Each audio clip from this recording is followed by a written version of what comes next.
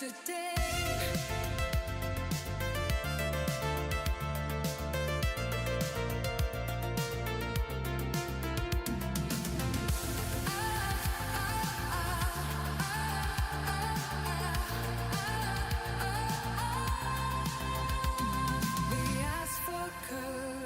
Sharp and keen, not golden spoils, but dreams unseen. Like smoke we drift, like flames we strike. United hands will shape the night. We offer purpose, skill and creed, a path for those who dare to lead. The weak will crave the strength we share. The shadow smokers, seed we bear. Hear the shadow smokers call. Stand with us and stand tall. Beyond the fear, beyond the wall. See your face within a frown. We open gates to let you grow. New book you make on fire glow. Forget the chains of yesterday. Your future starts here today.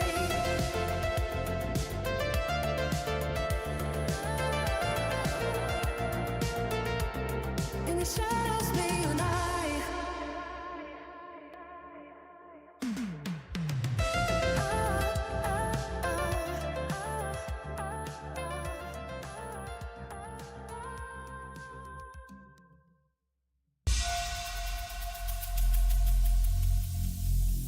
Every single day, I'm gonna make something great. That's my way.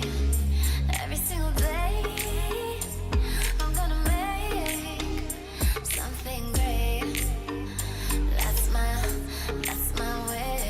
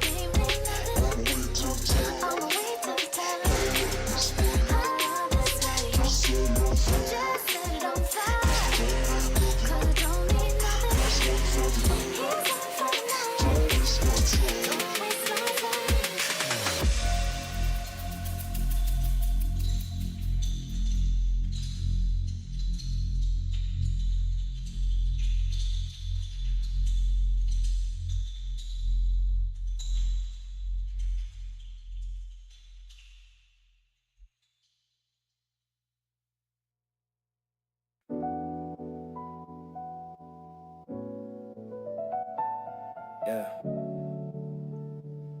Just sit back.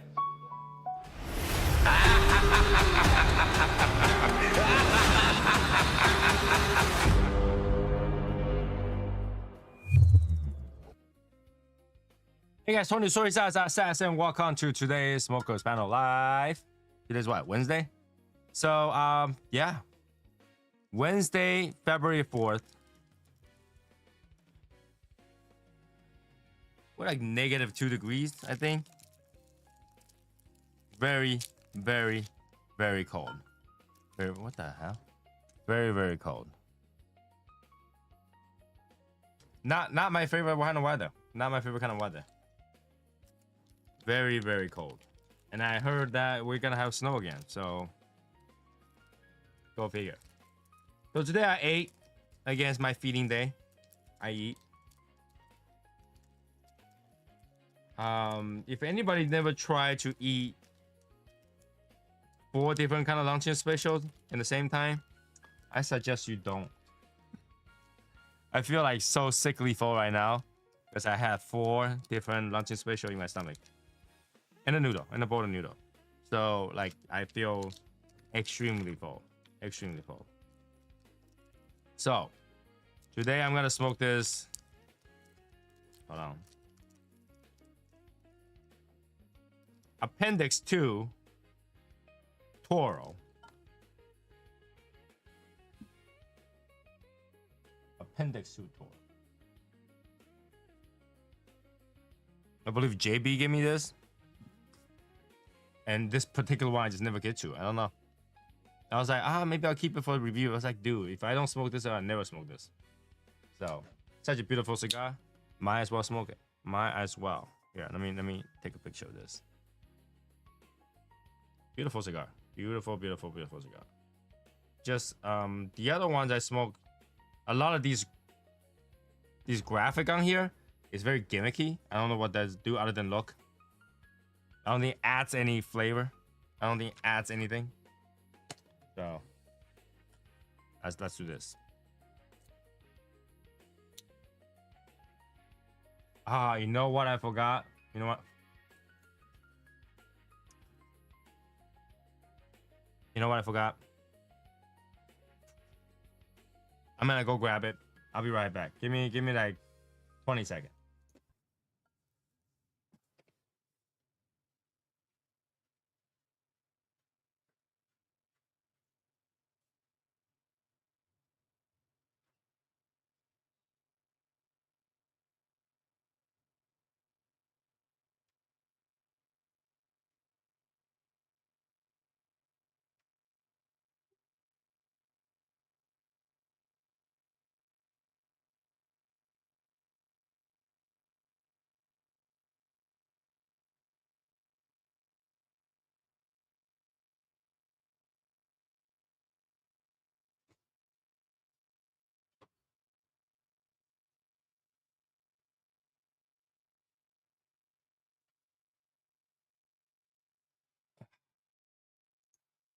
Ooh.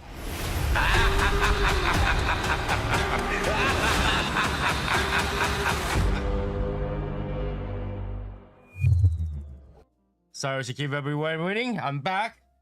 So the reason I had to walk away is because I totally forgot about this. This happened. All right. So one thing at a time. Let me calm down, Tony. I know you ate. I know you ate a lot. Come on.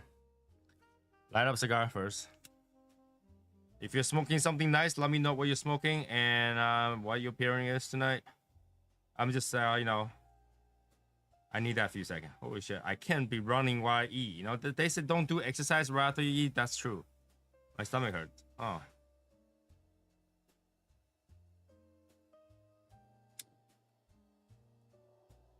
Hold on.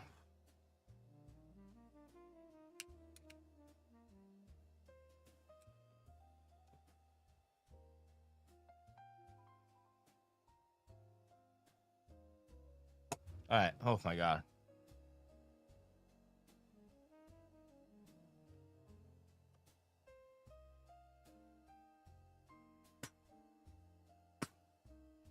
Woodsy. Whew.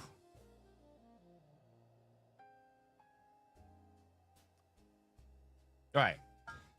So, if you guys remember, we were arguing last week about fuel. So, I went out of my way to get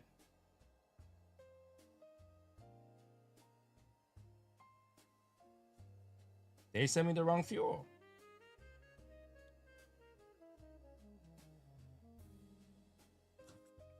I supposed to get black. They sent me this. Now I have a problem. Yeah, what? I bought 2 cans of this, and you sent me regular? Come on. Come on. All right, not allowed. Not cool. Not cool. Hold on a second. I'm gonna double check what I ordered. I'm pretty sure. Super tight started pissing me off, getting ready to throw it away. What? It sent me the wrong fuel. Hold on, let me check.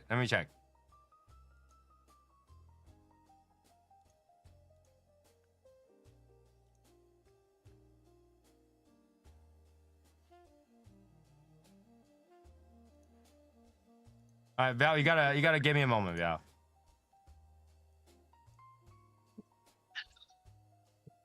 All right, here I am. I'm ready. Did you want to see my banner a little more? Is that what it is? No, because I bought high altitude performance. Oh, you did. Outstanding. Big But difference. I don't think they isn't sent it? me a high altitude performance. The silver can is not high altitude performance. Oh, you didn't get the black one. Well, I'm looking at my purchase history is black, but they sent me this, so they got me the wrong one. They sent you the wrong one. So I mean, well, I don't care. They sent me the wrong one. I paid a premium on this. yes, you did.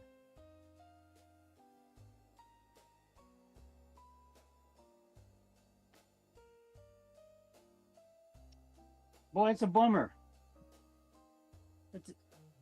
Are you going to send it back? Or are you just going to keep it? I'm gonna complain because I pay premium on this. Yeah, I would complain too. Say, hey, look it. I requested this. I expected this. I paid for it, and you sent me the wrong item. Just Yeah, want to double let's- check. Hold on. I just need to double check before I complain because I think I'm right.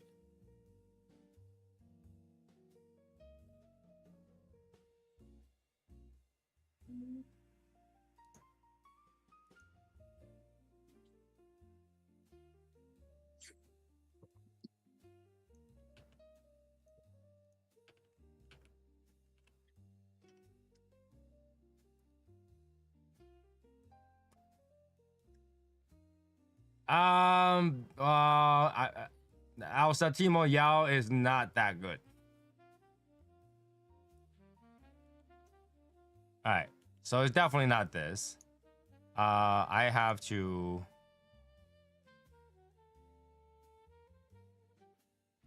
complain. I agree. I think you should complain. In fact, if you want, we can start a petition for you to complain with you.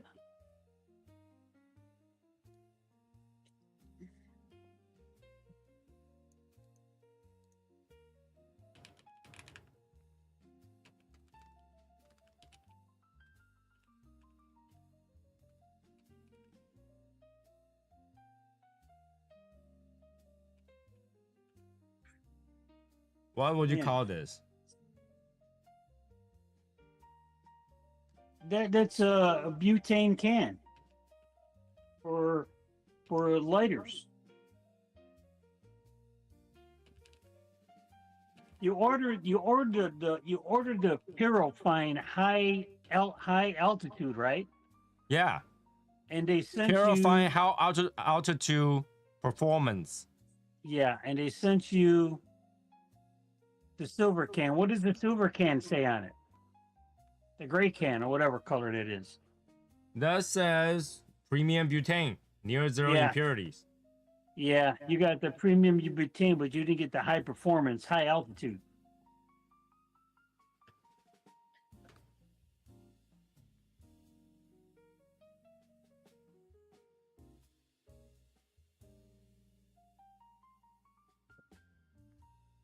I'm sure you had one of those black cans before, right?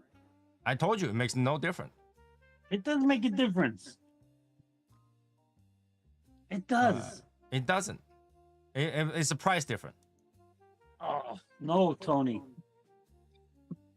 They even, if I am not mistaken, I think their company even did a YouTube video thing presentation where it showed there are 3 different products or there are 2 different products and it showed the difference.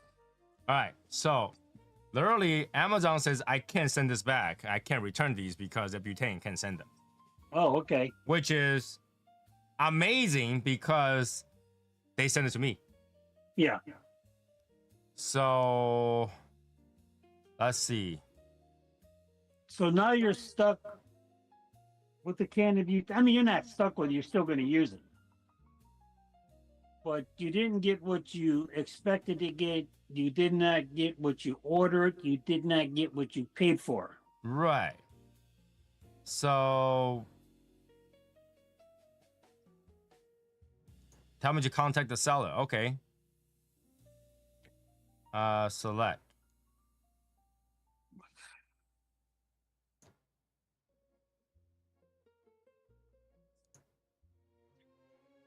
Wrong item was sent. Yes, wrong item was sent. Right? And it says, well, I know you can't return it, but you sent me the wrong item. What's that had to do?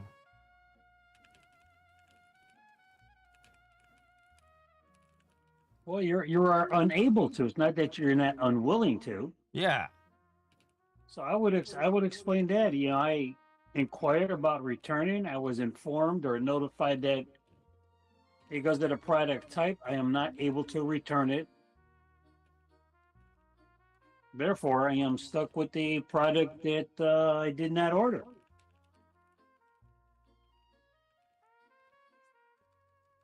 Instead. That's disappointing. Like when you order butane and then you got the wrong one. Yeah. So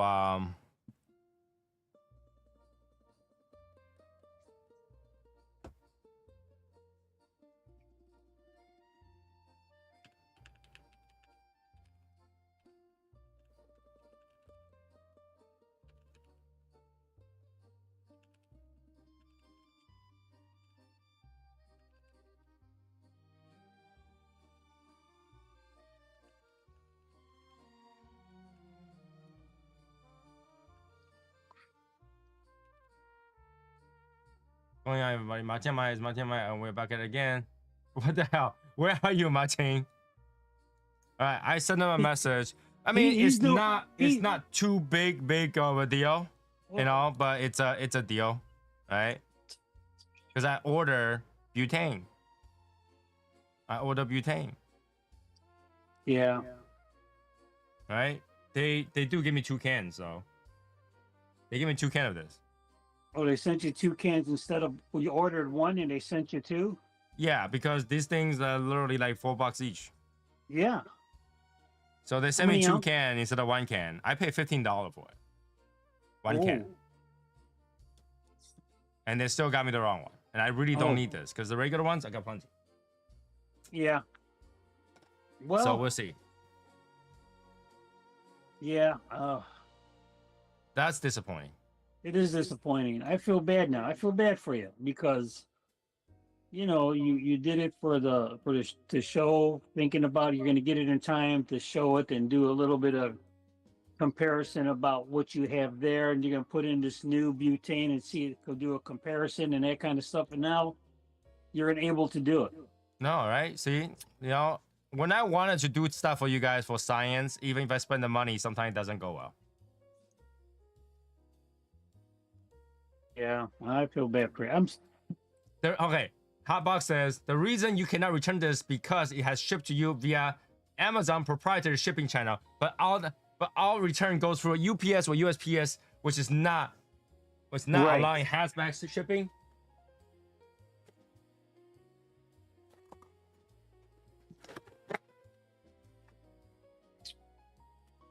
This is shipped to me in USPS. Oh, was it really?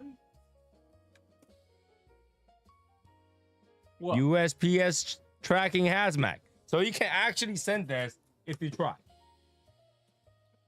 Well, it's got that special hazmat.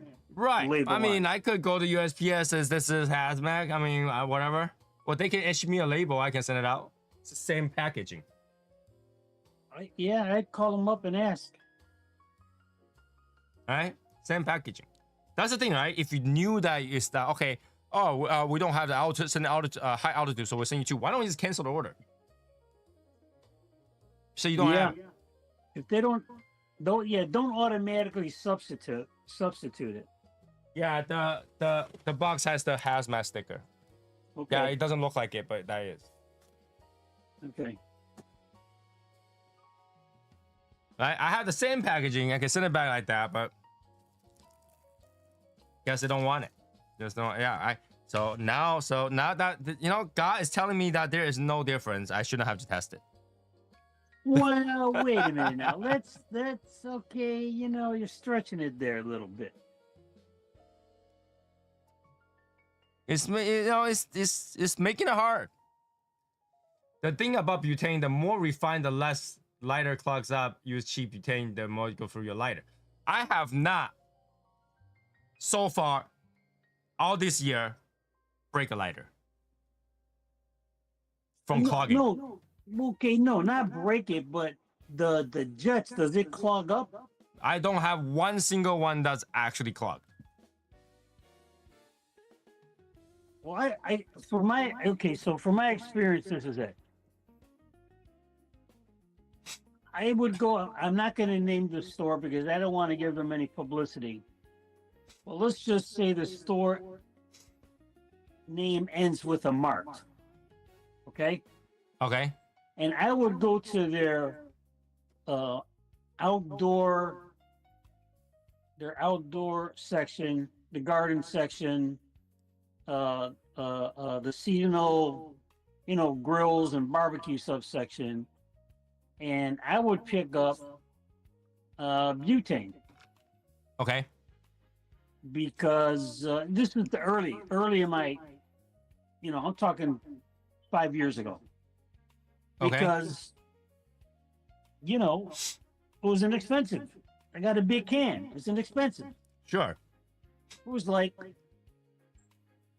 $1.58. Okay. Can't pass that up. And I played the name of the brand. It was called Scripto. Okay. Scripto. And I bought it, and I used, and it worked. It worked in my lighters. But every now and then, I would get, when I would start my lighter, the flame would start and go, and then it would make a sound like a rushing. That has nothing to do with the butane. That has to do with the pressure. Wait a minute. Let me finish. Okay. And then it would sparkle and shoot out a giant flame. Whoosh! All right.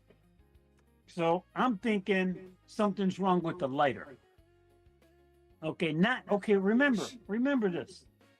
Not knowing about how to fill up your lighter properly.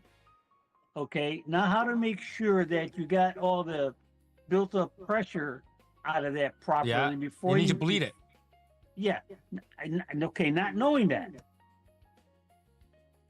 So after I showed a couple of people what I was experiencing, because they thought I was BSing them, okay? They thought I was just saying that. I said, no, let me show you my lighter. And I go, look it. And I light it, it lights, all of a sudden, then a big rushing sound, then a gap, then all of a sudden, big flame shoot out. And I said, I think my lighter is broken. Something's wrong with my lighter. I said, no. I said, Val, it's not the lighter. It's not broken. And all it has to do with the pressure inside of there. You didn't bleed it right. What the hell are you talking about bleeding? You don't bleed a damn lighter. I had no idea what they were talking about. You bleed your lighter. So Anyway, they instructed me what I had to do. They explained the process to me, went through it step by step with me, okay? And I was able to clear out whatever butane I had left in that lighter, was able to take out the excess pressure. They told me to put that adjustment on low, put as low amount of pressure in there as when you fill it up, there's the least amount of pressure for resistance. Fill it up, and then make your adjustment as you light it. Then make your adjustment to get the flame height that you want. Then you're set. Okay, did that. No problem. I said, okay, this is good. This is good. It worked. Nothing wrong with my lighter. But then they're saying, well, you know, you got the wrong butane. You're using the wrong type of butane. And I'm thinking, hey, you know what? Hey, butane is butane. It works. Put it in my lighter. Hit the thing, hit the button, hit the switch, hit whatever you got to do to turn it on. It works. Works good enough. Oh no, you got to get this kind. Well, no, maybe not that kind. You know, well, get the Zycar this. No, don't get that Zycar. Get this Zycar. No, don't get that. Get the Colibri. No, don't get the Colibri. Get this. I said, well, I got Scripto. It's good enough for me. No, that's bad stuff. That's bad stuff. That's you know, that's crap stuff. I said, okay. So I went and got the Zycar. Okay. And of course, I wasn't just going to empty out my lighter that I just filled up. I waited for that stuff to come in. Then when it was time to switch over to fuel, the butane fuel, went through the process, switched it over. Now I'm thinking this. Do I gotta fill up that lighter with maybe a fourth to a half of the new Zycar butane so that I can clear out the residue from my Scripto that was in my lighter? Because I'm thinking, oh, this is high performance, high altitude, and I got Scripto. So is there going to be a clash, an imbalance between one or the other? Will it affect the flame? So these are all things going through my head. I'm thinking, right? So I said, yeah, I'm going to fill it up a fourth to halfway, light it, let it burn out. You know, you do a 10-second flame, wait half a minute, 10-second flame, wait half a minute, clear it out. Now I'm ready to refill it. So now I refill it, and okay, now you got to believe this, guys. People out there, you got to believe this. With my limited vision, okay? With my limited vision, I could see that there was a difference in the flame, a difference in the color. It seemed to come out out of the torch faster, easier, smoother, and it seemed to burn cleaner. So as a result of that, I've been using Zycar Black, high performance, high altitude butane ever since then. So contact your local retailers out there. You tell them Val Chavez, Low Vision Smoker, recommends it. You may not get a discount on it, but just spread my name. Get some love out there. All right, it's my turn. Yes. I'm about to. No, wait a minute. You're about to ingratiate and support everything I just said, and you are not going to say it makes no difference. All right, I'm about to tell Val you're right or you're wrong. Okay, Louis. Okay, Mr. Luis Cuevas, talk to me.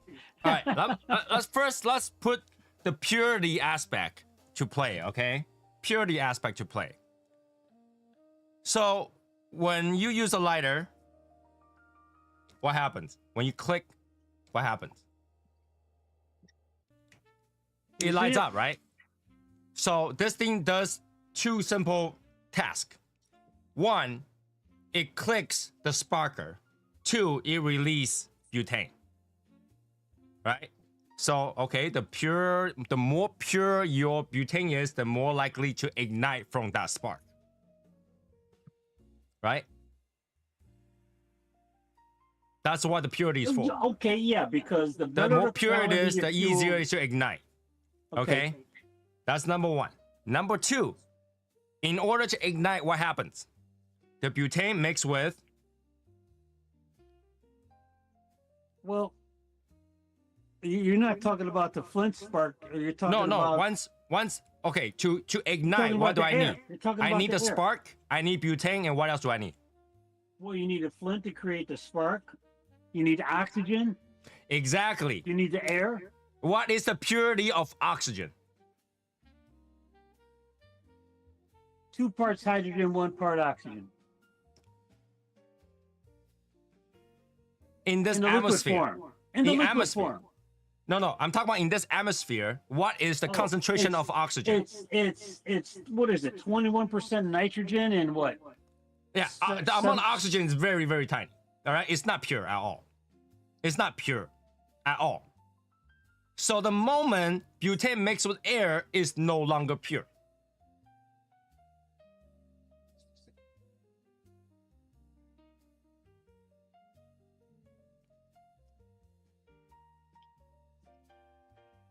Okay, I can see where you're coming on that. I can see All where you're right. coming on So that. the moment you click, boom, on fire. Once it goes on fire, the purity don't matter. It's that initial ignite. How easy it is to get it ignite before. So once you get to fire touch any butane goes on fire. All right. It doesn't matter how bad it is. It goes on fire. All right. So once you have a string of fire goes, it goes. So your purity is only good at the initial ignition. After that, it mixes with oxygen. Doesn't matter. Okay, now That's part one. All right, you go ahead. Go ahead. no, go ahead and continue because I got something else I want to ask you.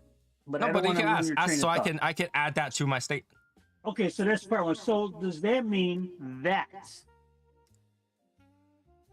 there's less residual because of the higher percentage of butane? All right, less residual in the jets. No, because it's shooting out at a consistent rate. So it goes out, whatever that's like clogging up is the impurities, but air has impurity. So no matter what, you gotta have impurity. Like that's like saying that if I use good gasoline, my engine will have no soot whatsoever. It will. The only difference they added cleaner, so it cleans your engine. But if you don't, if you didn't add the cleaner, no matter how good the gasoline is, it will still give you soot. It'll burn carbon. Right? Am I right? Yeah. Right? Okay. So if at that point it doesn't matter and it's shooting at a consistent rate, all right? When you press, this thing is giving out a consistent pressure, right? If too much, it doesn't light. If too little, it doesn't light. Right? This is why you need to bleed the pressure out. Because at a certain point, the pressure is too high, it stays in the liquid. It doesn't want to be gas and it doesn't do it. So the mixture is always consistent. All right? This jet is always consistent how much butane it puts out. So even if it's pure, it still goes out the same rate. That means the mixture to air is still the same ratio, no matter how pure it is. Right? Just like gasoline. If the gasoline don't have a specific ratio against air, it will not ignite. Okay? So that's the scientific part of this. So when they say is high concentration, ultra pure, It makes no difference once it ignites because air itself is not pure. Your problem is at ignition, not at sustaining it. Ignition, not at sustaining. Because ignition, once it becomes fire, it's the fire that's burning the butane and can keep it burning. So the mixture is the same. So, I never really have a problem with butane touching the spark that doesn't want to go as long as the spark is running in front of the butane. But in terms of cleaning the jet, I really have not. Like, this is my jet on this cheap ass lighter, and it's not dirty ever. Like, I'm burning with like, you know, ultra flame. I don't think this gotta be dirty, right? And here's another point. You're buying a can of $15 fuel in order to save a $5 lighter.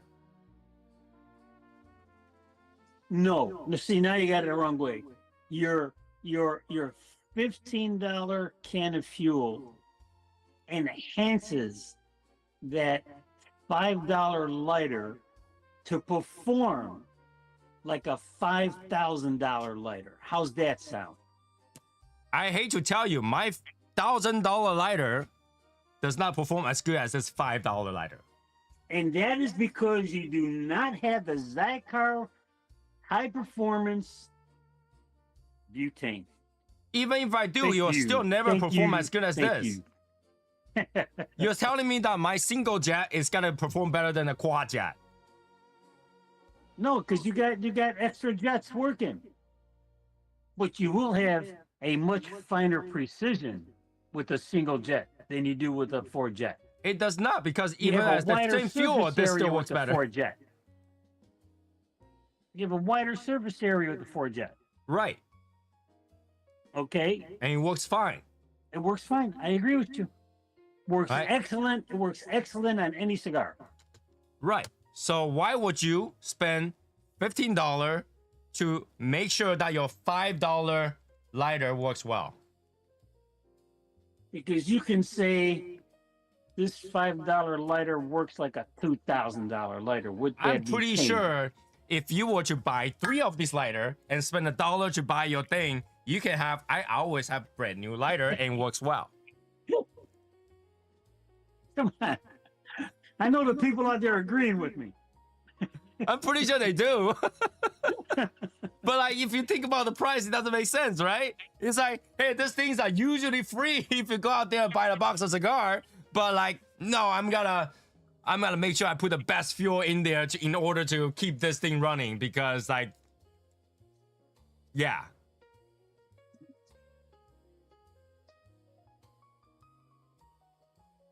So you can say you can say, look at, that's not just a lighter. That's a lighter filled with Cigar high performance butane. Man, it's gonna work like a pro. It's not gonna make any difference. Fire is fire. Ugh.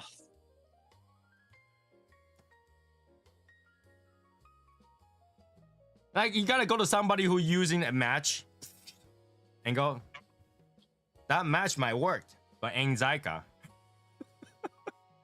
Well, yeah, you know what? That's true, because those little matches I got, they work, but they ain't like the long ones. Well, the long one doesn't have to be Zyka.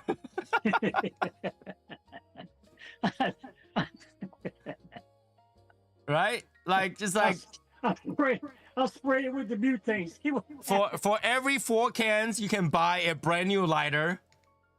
That is very, I would think it's pricey. $60 lighter is pricey, right? So I would Yeah. say every 4 cans of lighter fluid, you can buy one. Then I'd rather just buy a new lighter every single time rather than spending that much money on the butane. Am I wrong? Well, you know what is but is it okay? So if that's the case, then we are talking more of a marketing promotional thing. Number one, and number two, up there. Yeah, because 'Cause I'm like number one, convinced. I'm like, convinced. I'm convinced. right? Number one, in lower oxygen environment, yes, there's less oxygen. It's more, and it's harder to ignite. But once you ignite a fire in in that condition, it'll continue to burn, right? Your problem is that if you go in the Himalayas, it's not gonna ignite with that little spark. It's very hard because it's not allowed to keep that ratio going, right? So you have a higher altitude fuel that's more pure. There's less purity, which means that there will be more room for air as in that mixture, or more room for oxygen to mix. But in normal circumstance, okay, anywhere between 15,000 feet, I think you're okay. Okay, so maybe we can market this for them. Say, look at, for you people that live in the mountains of Utah, Colorado, you want to get. I want to know, like anybody who live in a high mountain area, if you didn't use Zycar, then what do you use? Do you just? They use the stovetop burner. No, I'm pretty sure that regular one will burn too. Just a lot of people think it doesn't because their ratio is not correct. Here, I know a lot of people say, oh, I don't like to bleed it because I don't always have the bleeder in the back. Right? Here's how you bleed. You hold down your gas and do not hear the click. You know, once you click, it fires, right? Just hold it down and you can hear the air going out. You can hear the gas coming out. That's bleeding. Yeah. Oh, you don't let it bleed it from the insert end? No, you're just letting out gas. It doesn't matter which end. Can burp, it can fart. Air is coming out.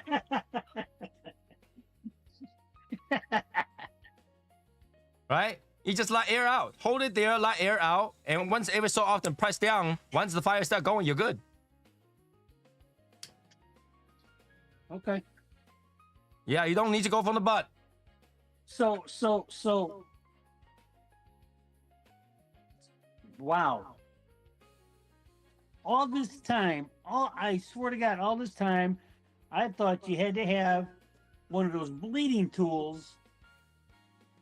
Well, what do you think the Stick on bleeding the tool do? Well, it's got like it's like a small little tube that fits in the back on the bottom end. Okay, and it's got two little holes on the side of it so that when you depress down on that valve, on that gasket, it releases the pressure of the butane inside your lighter, and when it comes out, because you got those two little holes on the bleeder, it goes out this way instead of straight up in your hand. Right, but like over this way, I can put it away from my face. Well, that's what I'm saying. I mean, all this time, all I had to do was hold down the cooker and just let, when I get, I didn't have to insert and put in my barbecue pick, my toothpick. You don't have to do like that. You don't have to do that. Here's the thing, right? Especially if I need this to light and it's not lighting it, I will prime. I will do that, and not only that, that's priming the front. So there's so much butane in the front that when I click it, it's gonna light it one way or another. Wait a minute. Wait, you see that guy? You see that guy in YouTube that says, "Do you mean to tell me for 40 goddamn years I didn't know about this?" Well, goddamn, Tony.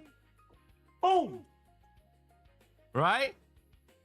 You're just letting air out, so you just open the gate one way or another, air will come out, and the pressure goes away. Not only that, you're priming the front, so you're releasing a lot of butanes, and once you click, that igniter is gonna ignite the surrounding butane. You're letting some butane out to make sure that you ignite.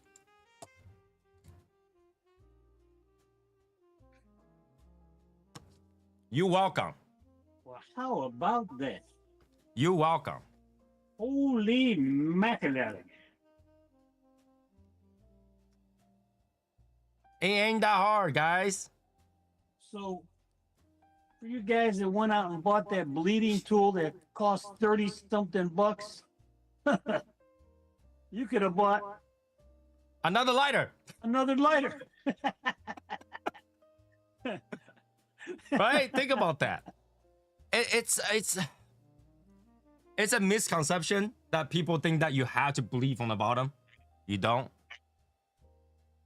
You know what okay, and I know now. Okay, I know now because I've been in the cigar journey, and I'm still in my journey for several years now. Oh, hold on. Before you continue, now somebody is gonna say, "Hey, Tony, because we don't from the bottom because it's upside down, so that there's more air on the top when it bleeds out, right? You can hold it and turn it upside down." Inverted, yeah. So I tell you, I'm in a cigar. This happened in Arizona, our first meetup. Okay.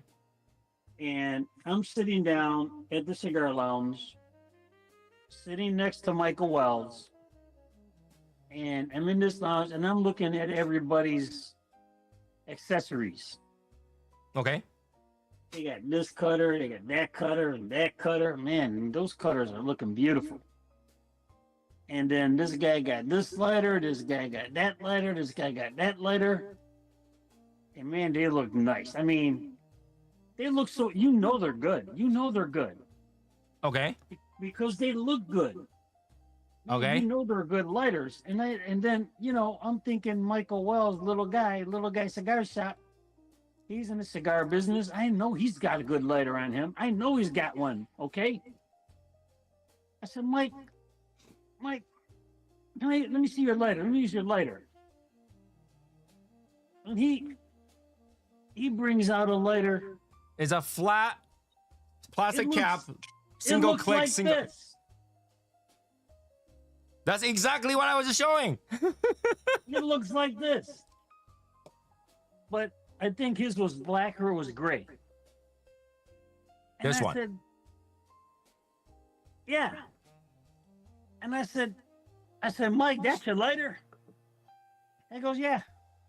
I said, and it works good for you? He says, Val, I've had this lighter for 3 years, maybe more. Works great. And that's when I realized that I didn't need to have an expensive lighter. Fire As is long as fire. it worked great. As long as it did what it had to do, okay? It wasn't pretty. It wasn't fancy. It didn't have all the bells and whistles on it. It didn't have the fancy painting or designs and stuff like that on it. Wait. How is it that you realize that you don't need a fancy lighter, but yet you need a fancy fuel? Because the fancy fuel, excuse me, it's not fancy fuel. It's not fancy. It's high performance, high efficient. Right. Okay. You're pumping like jet fuel into a Honda Civic. It's gonna help your item perform better. That's why they call it high performance. I don't know, cause like here, Val, do you think a kitchen, like a actual Chinese kitchen wok fire thing, is high performance? No, it's just no. It's just like an open flame type of thing. Right, but have you seen the wok fire? Goes like to the side, goes up. Well, yeah. Yeah. So that's pretty high performance compared to home, right? Your home will never Well, burn okay, as hot. Look at. Now, you got that high flame going. However, the key is that wok that they're cooking on. That's the key. That wok is a $20 wok.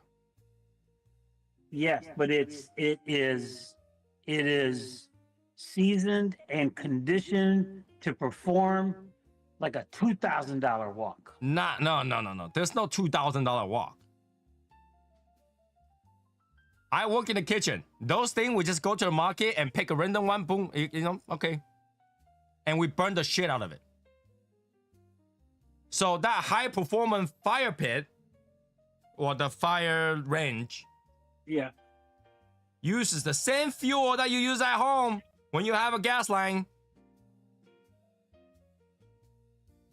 but it's got more jets on its burner. It's got more Right. range So given that there was more jets, but the same fuel can perform just as good, what does that tell you?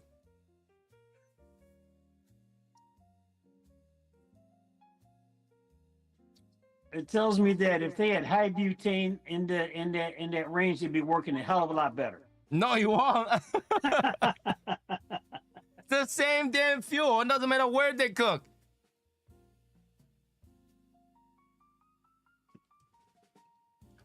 You turn on the gas, turn the fire on.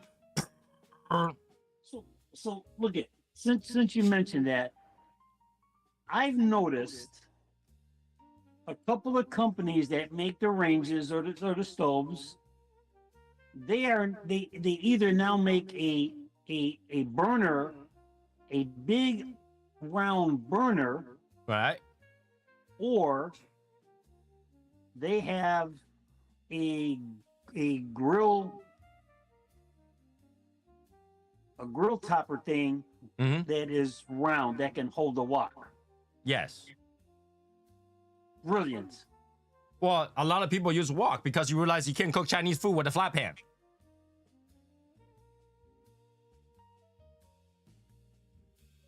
Well, I don't know about that. Oh, I know about that. I cook both, so I can cook. I can tell you when I cook in the restaurant using that round wok thingy with the hole, it's a lot easier because let me. All right, here it goes. Let's imagine this is the range. This is the fire element. Yeah. Right? It has a Yep. hole. It has a Yep. hole, Right. and the wok goes on top of it. And the Right. thing about cooking Chinese food is that you flip the food. Right. Yeah. You got to Right. circulate it. So what happened is you're using the circular part of it and you pull back, and that creates that rocking motion. Okay. So it makes it easier. So all you have to do is pull back, and then it creates a rocking motion and it flips the food. Okay. But when it's Yeah, I flat, see. you can't do that. The flat one, number one, if I put a flat pan, that steel pan isn't gonna, it's really heavy. That's number Yeah. one. You're not gonna. Number two, because the bottom is flat, it doesn't create the food flipping. Yeah. It slides more than circulates. So you and can't flips. do that on a high fire situation where you'll burn the food, because the reason you constantly flip it is because it only touch the high temperature for a small amount of time continuously, and that's why you call it Chinese food. You can't do that with a flat one. So, and at home, the fire is a lot less. It's not high output like that one. It's just a standard thing. It takes forever.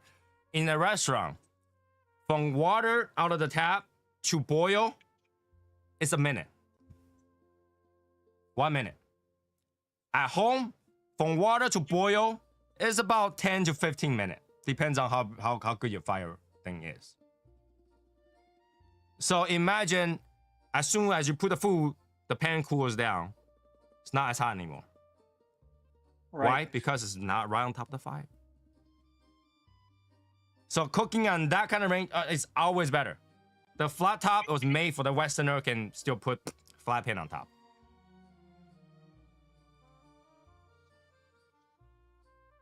But going back to the fuel, the purity of fuel don't matter once it starts to ignite. Once it ignites, it's the same. It's the design of the jet. It's the design of your fire, lighter, that makes it perform more or less. So you can adjust it more or less. More fuel, less fuel. More fuel, less fuel. But the purity is in the air. It's atmosphere.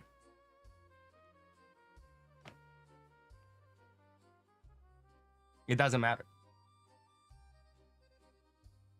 Unless, like I say, if you're on the, you try to climb K2, it's that cold, you can no longer move forward. You're gonna die. Like one last cigar. All right, that last cigar, the lighter really matters. Can you imagine you're like freezing cold, you're about to die, and then you go, You're gonna click, say, "Where's my Zycar?" click, click, click. Ah, fuck, I'm gonna die. You know, you want to be like, all right, screw this. the purity of fuel is really, I think, in my opinion, a for average consumer a more advertisement thing than not. But if you are like a mountain climber and you like to go to places that literally have no oxygen, but you rather have smoke in your mouth than oxygen, then yes, it works. But for me, it makes zero difference. And for most people in like Arizona, I don't think it makes, like, if I can get my lighter to light in this really sub-zero cold condition. Well, look at, really, in Arizona, all you need is a magnifying glass, okay? But even in Chicago or in like, you know, Northeast America, it's super cold. Even if you're in Canada, I don't care if you're in Canada, you can be in sub-zero, like negative 10 degrees, your lighter will still work. And it wouldn't be because your purity has any issues. Fire is fire. We talk about this. No matter how fancy your lighter is, in the end, it still only gives you fire. It's not like, hey, I got Cigar's high performance, high purity lighter. I mean, fuel. Lighter so fuel. here it goes. Butane. Oh, I just won $1 million. Now, unless that's gonna draw the lottery for you, it doesn't change anything. Or like, I didn't clean my room, but oh, my room is clean. It's not gonna make any difference. So, scientifically speaking, it doesn't make any difference. Scientifically speaking. Now, does it make you feel great that you have this mental assurance that every time you hit, it's gonna light? Yes. Then yeah, if it's not worth that your money, then yes. But like, I never had that problem. The only time my lighter is not lighting is when I had run out of fuel.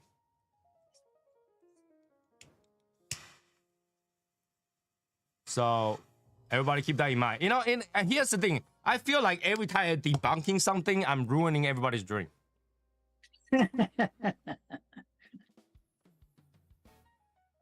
But this is because I spend so much money on all kinds of these things.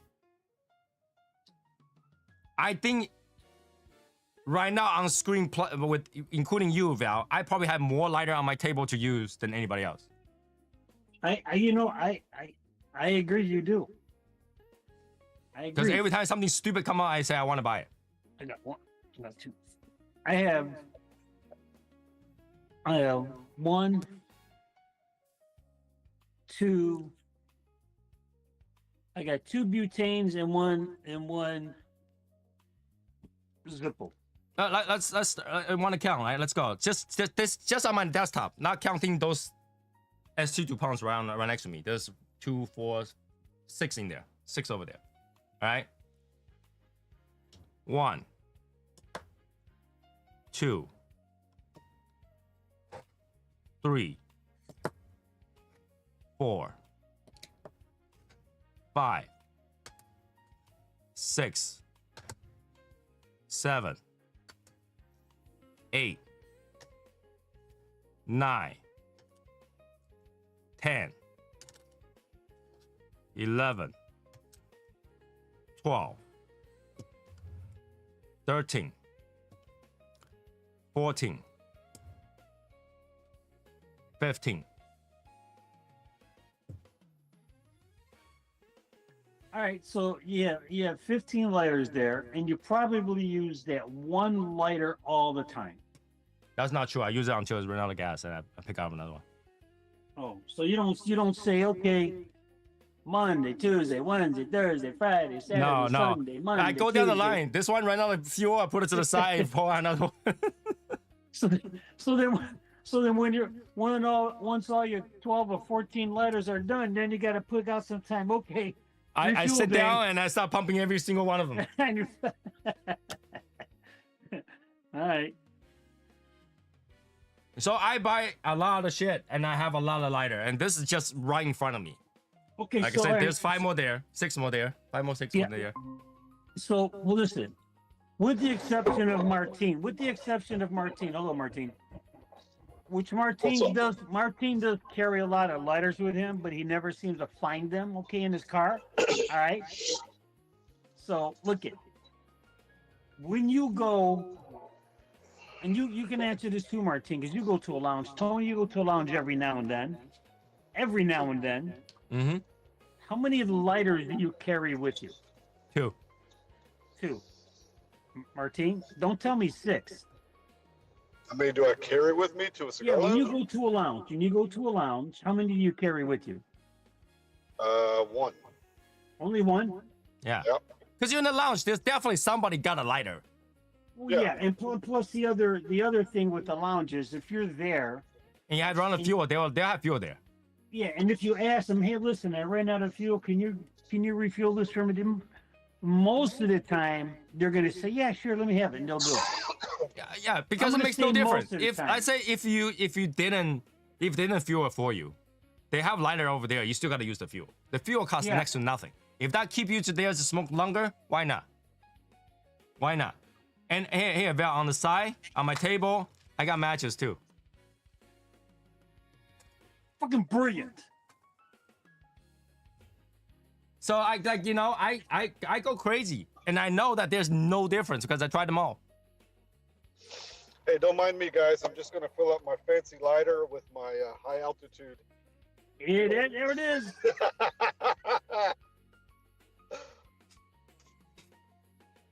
Wait Just a saying. minute, did you bleed it first? Did you bleed it first? I don't have to bleed it. It's SD DuPont. It's SD Fupon. SD DuPont.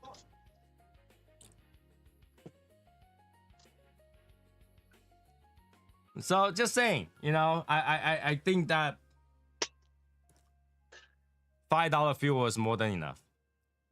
Fire is fire. You see what I said, Val, about you? No, I did not. I said I thought Val was blind, but he can see fancy lighters and pretty women. With no issues. Well, that's true. I have an affinity in my kill zone shot. Yep, that's true.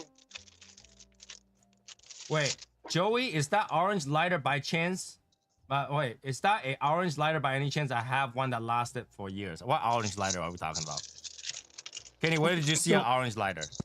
So look at you remember seeing this? I don't know if many people watch ESPN, but they had this one commercial with Albert Pujols when he was with the Cardinals, and they were doing a commercial, and they asked him about something. And when he's looking, it's like his eye, he's like focusing like a target. Okay. But I have assistants, okay? Like I'll have certain members. I ain't gonna mention their names, but they'll say, "Hey Val, 9 o'clock." I Yep. go, When Val says certain member, that's like every member. I can tell you this for sure. When we go to an event, Val sits like in the corner or like right next to me usually. And then there's surrounding him, there'll be 3 members. And of that 3 members, at least one will say Val. yeah, that's true. This is true. And And then looking Val out for right me. after that will disappear for the next half an hour. I don't know about that, True. but no, That's that, true. no. But you know, I've seen well, it. see, look at, see, those guys are looking out for me because they want to make sure that I had a good cigar experience at that lounge. That's all that is. So, some big time support from my fellow members out there. And depends on the level of prettiness, whether or not that lady was a premium fuel. He might disappear for longer. You might not see him until you're done with 2 cigars and 1 cup of fine old fashioned. He'll come back, and they'll be like, "Hey, what's going on?" Like, nothing. We were just looking at you picking up chicks. Yep.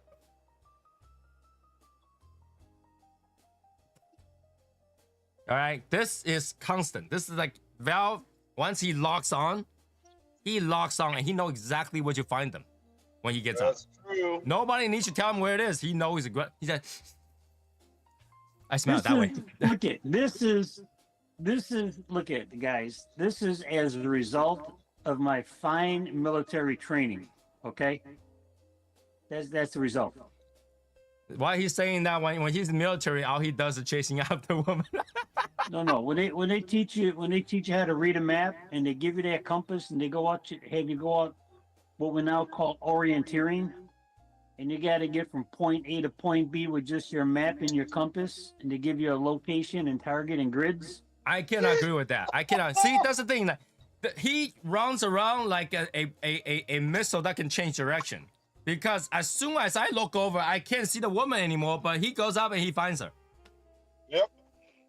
Well, look it is because of my advanced military training and the scouting techniques that I have developed that I can recon an area, and I really do have to walk through certain areas of the lounge with my assistive walking device.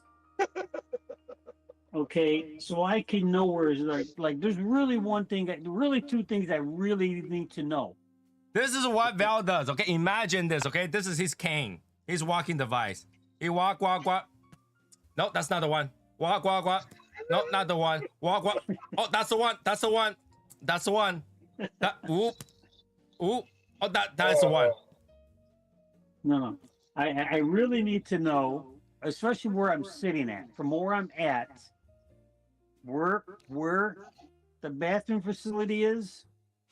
You may see me walk there a couple of times because I'm trying to get my bearings there, know how to get there, count the paces, okay, to get there. And then the only other place I need to know is where's the bar located? Where's the bar located? Where the chick's at? Well, I see. Okay, the bar, yes, because he goes to the bar directly to talk about his old fashioned. He has to. The bathroom, I have done before where he went to the bathroom and came back and said, guys, if you want looking for bathroom, it's over there. Yeah. So I know he does look for those two. But yes. But once he log on to a female, he will find that female and 3 others. And comes back. Those are called alternate coordinates. And not only he'll find them, he'll know their name. Yes. Yeah. Yeah. Hey guys, have you met? I'm like sitting over here. I can't even remember the guy that's right there. And then he's like, meet her. Hey, now, you know, Jenny is a nice waitress. Jenny, you know, what? Who? Where's the name tag? Where? Right? Yep, it happens. That's Val. But yes, Val has never once at a lounge and say, what fuel are you guys using? Nope. Fuel don't matter.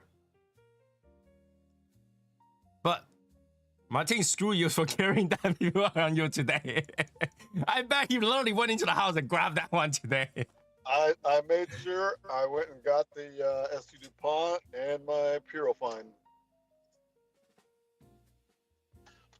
I can't believe they sent me the wrong one. Because I always got to show you guys it makes no difference. 2 side by side, no difference.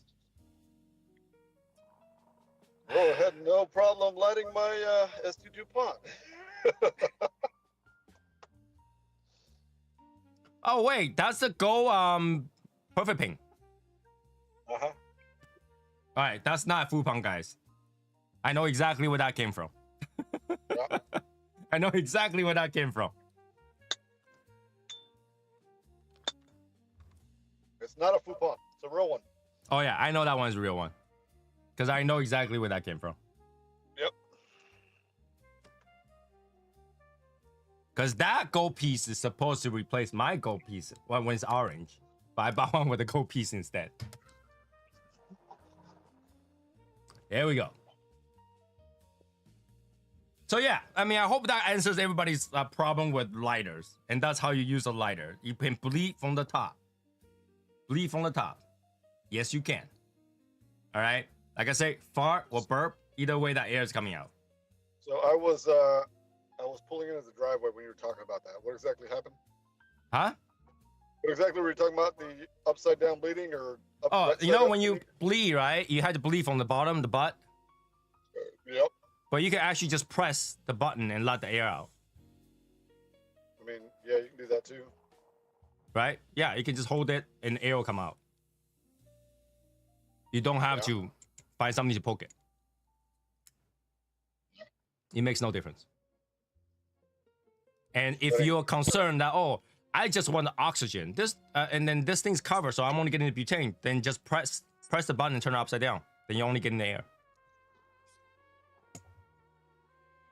There you go. Yeah. Okay. I get it. So there it's not that complicated. Cigar is actually a lot easier than you think. Is that when we started in the very beginning, and we went to look for that 2,000 video clips on YouTube that no longer exists. We hear all kind of different things. Like you should have done this way, you need this and that, all that stuff. Right?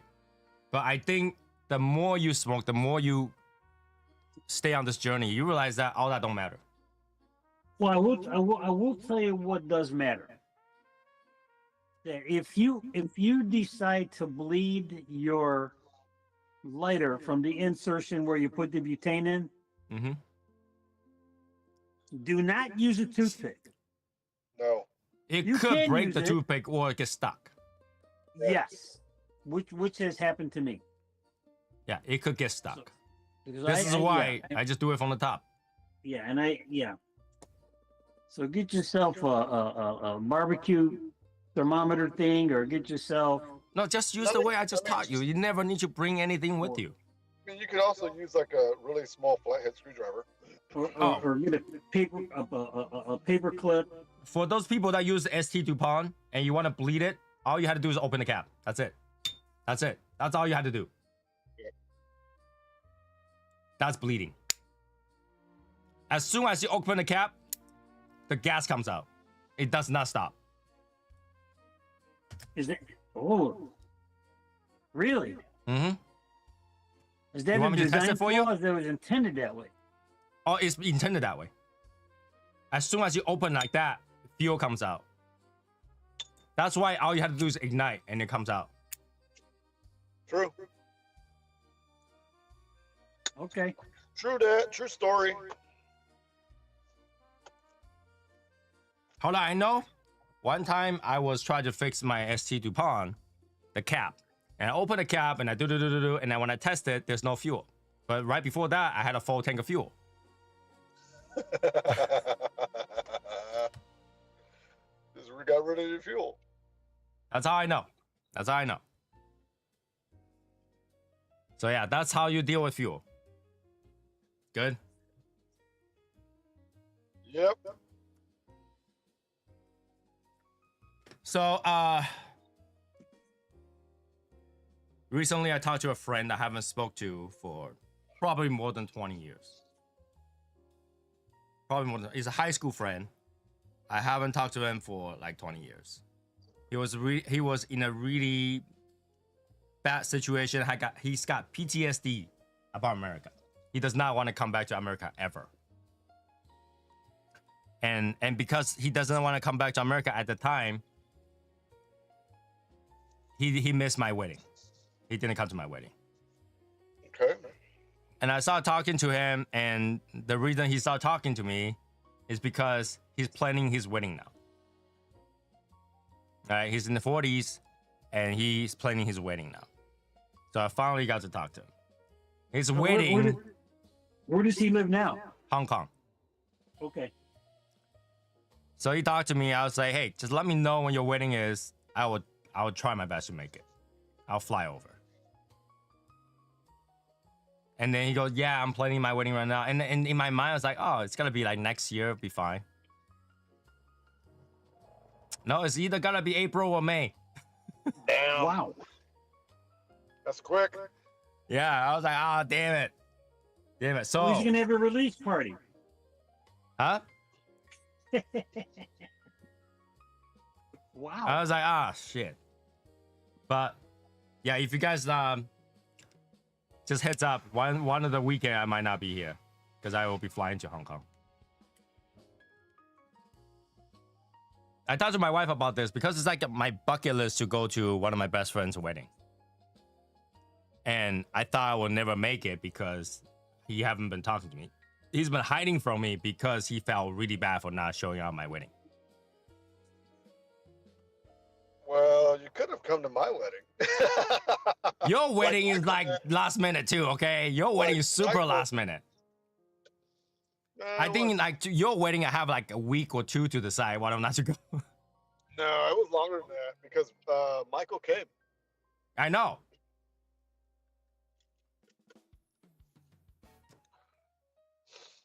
So, yeah, that one. But I didn't loan you for 20 years. Anyway, our friendship lasted longer than my marriage. And that happens a lot. I mean, the reason that he had a PTSD about America is because he had a girlfriend. Ever since we met, he had a girlfriend. And the girlfriend we all mutually know. And the girlfriend cheated on him after 7 years. Oh, fuck. Oh, wait a minute. So he's going to blame America for that? Well, it's a bad memory. Imagine you spend 7 years of your life dating someone, planning the future, you know, and, you know, pay for her school and all that stuff. And then in the end, she cheated on you. That's not America's fault. That's her fault. It technically is her fault. Huh?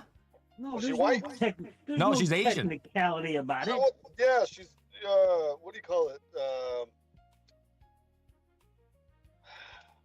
She What's that cheated word? with somebody that lived in Maryland. What's that word I'm looking for? Okay, so don't go to Maryland. They live in Boston now. Still in Maryland. But live in Boston. That's Massachusetts. Yes. It's not Maryland. Well, if he fly in, he fly to Boston, isn't it?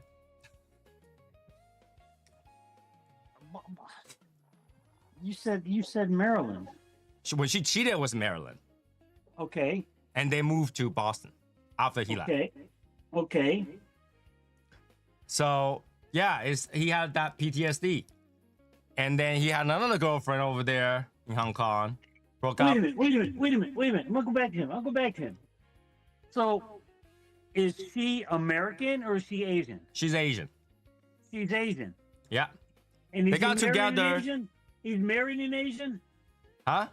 Is She he married an married? Asian. But she was And he don't got Americanized. PSD over that? They live in America. But she was she was Americanized.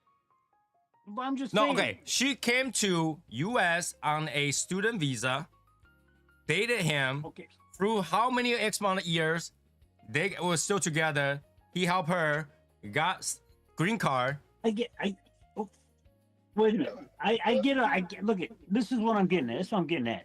He's got PTSD of America. Yeah, it's just Right. he's afraid to Some- come to America 'cause it's full of bad memories. And but he ain't got no bad memory about this happening with an Asian woman. No, because he blend here. He was You know here. what I'm saying? That's what I'm saying. If it was an American woman, a blonde, a redhead, a brunette, I can get him saying, you know what? I ain't dating any more That's what I- blondes for the rest of my That's what I life. was thinking. Yeah. I can see the PSD on a redhead, on a blonde, on a brunette. I can get that. That's it. Okay. It's his first girlfriend. So what? It I'm hurts just a lot. saying- I'm just saying, you can't have PSD of America because the girl did a diddly wop in Maryland, Diddly wop. in Maryland, and they ended up going to Boston. Now you're gonna say, if he says I got PSD about Maryland, okay, there's 49 other states. If he says, and I got PSD about Boston, well, that's out Massachusetts, okay, we still got 48 other states. He But- only stayed in Massachusetts for all that time. All right, so Oh, He came here for school. bro, if I had a mail order bride, I would be like, oh, I'm never visiting that country. Okay. I just wouldn't order from that country anymore. Well, he Don't dated order from that here. country. He met her here. He dated her here. He was planning her life with her here. Okay. And this whole thing happened. She was Okay. corrupt. in here. Return her. He should. You know what he should say? You know what he should say? Return to sender. He should say. He should say. He should say, "God bless America," because I could have been in this for the long haul. I could have been in this for 7 to 20 years, and then all of a sudden find out that all these last 7 to 20 years was a lie. All right. Gallons and Water says the dude didn't want to buy a wedding present. PTSD of America. BS. He has not come back to America since. Who has not? She has or he has not? He has not. Once he left America, he never came back. But it, I, He never came back. Yeah, I would just not order from that country anymore. He Return never to came sender. back. Okay, so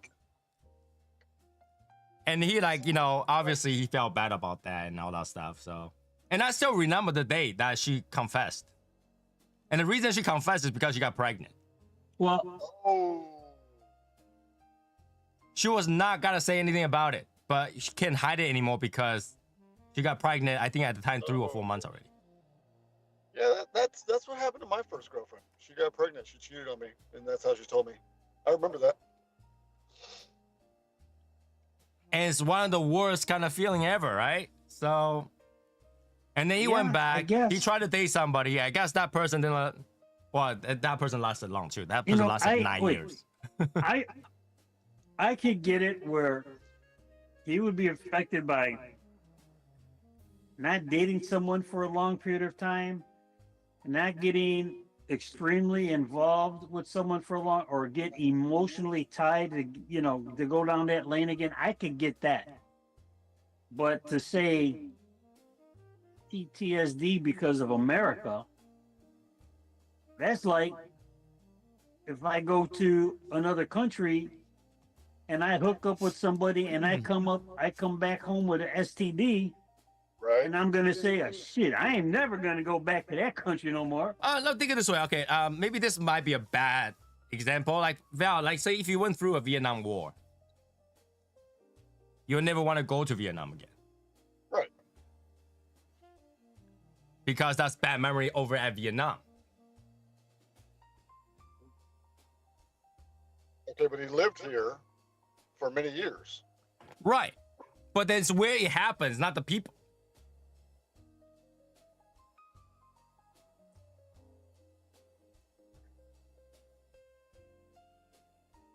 Right? So I feel bad. But I'm kind of glad that we reconnected a little bit. And then we'll get to chat and he's talking about his wedding and I was like, yeah, I'll go. Well, that's a good part. That's a good part that you guys got. He reached back out to you. You got a chance to talk and explain what happened and why he missed your. Well, your, no, we didn't. I didn't have him explain why. No, but he just like I always regretted to not go to your wedding. Yeah. Because I And was then in a really tough spot. Yeah, He said he revealed it to you, so he felt better Yeah. doing that. Okay, and that's that's a good thing not that happened, but that why he wasn't there, and he felt really bad about it, and he was feeling some heaviness in his heart about that and in his mind. And now he's got a chance to release some of that, and I'm sure that's taken a lot of weight off of him. Oh yeah. And that's a good thing. And it's nice that he lets you know that he's, Because he found talked someone- about, at the time, what was high school friends, me and another person and him, right? And that another person went to visit him, and they had a talk, and he didn't even tell me that happened until we started speaking. And he's like, yeah, I didn't tell you, but I would now, kind of thing. So kind of like it got through that many years for him to get over that and say, okay, Yeah. it's time. Yeah. I'm kind of glad, I'm just not looking forward to 21 hours flight. In April, May.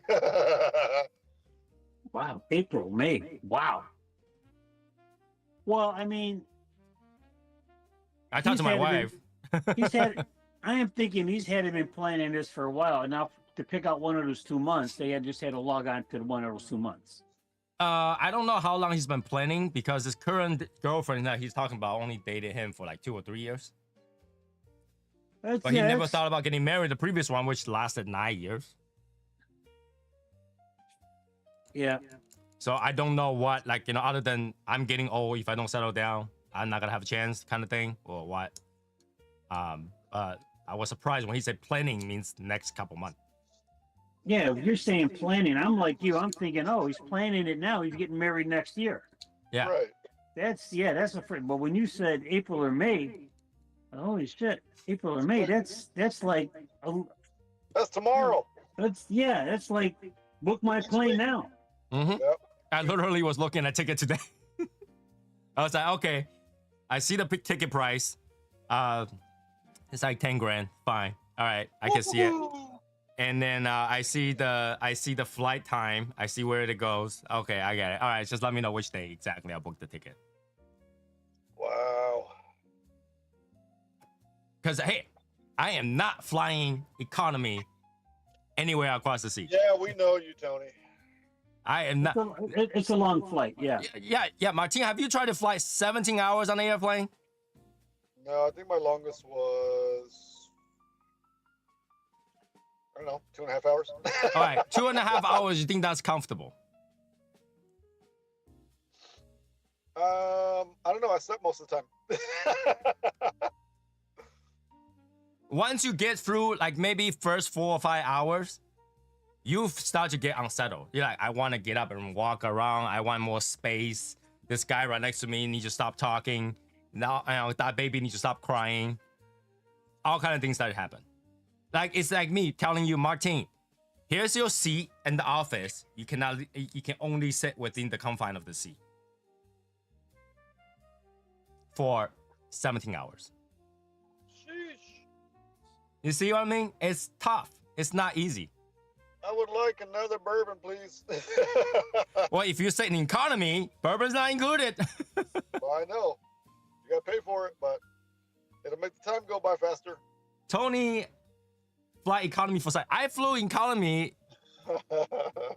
For science. for I flew economy up to my 30s.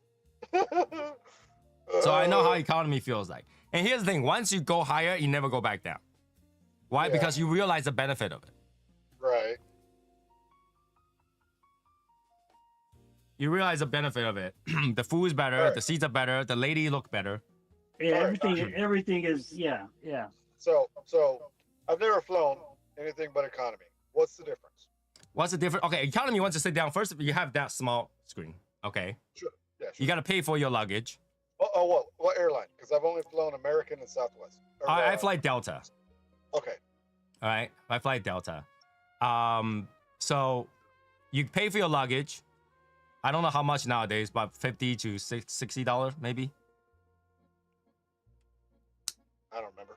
Yeah. I don't and know. you pay for your carry-on sometimes, right? I travel, like I told Val, I bring everything that I might need. Not everything I need, but everything I might need. And he So I even always brings go the in. walk. Huh? I can buy a walk there. It's fine. I can buy a walk there. I can buy a walk there. I bring everything I might need. Like, for example, if I go on the trip for 5 days, I bring 10 underwear. Then again, Choto? Oh, you never know. You never know. What if I ate something wrong? I'm shitting my pants every day. That's what I'm saying. Plan again, Choto? Yeah. So I bring extras. I bring a lot of extras. Like, you know, if I go somewhere 5 days, I'll bring 11 pairs of socks. Just in case. And I'll bring like 3-4 pairs of shoes. So I'll bring everything. And that is cost saving because, like, you know, $60 a luggage, 2 of them is $120. Right? Okay. Plus the luggage or whatever. First class also gives you usually Wi-Fi. And if anybody knows me, like every time I fly, I chat with you guys on the airplane. I mean, Right? What else? The food. Okay, Seat go is with a lot bigger. Seat is a lot bigger. I don't have to like, hey, here's the thing, right? Let me ask you guys. In a row of 3. Yep. You got 1, 2, 3, 4 armrests. Yep. If you sit in the middle, do you own the left one or the right one? It's whatever one they're not using next to you, or you claim them. Well, no. If you're Or you claim 'em. English, if you're English, you own the left. If you're American, you own the right. The fuck? I just claim them if nobody's using them. But what if they are using them? So you're like this now? Yeah, Yeah, I just you're like this. my hands crossed, Yeah. or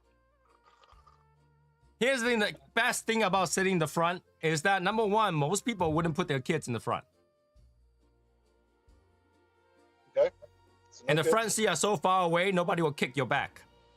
Okay. You definitely have both the rest. Guaranteed. It is roomier. It is roomier. All right? You definitely have both sides. All the drinks are included. Foods are included. How many drinks?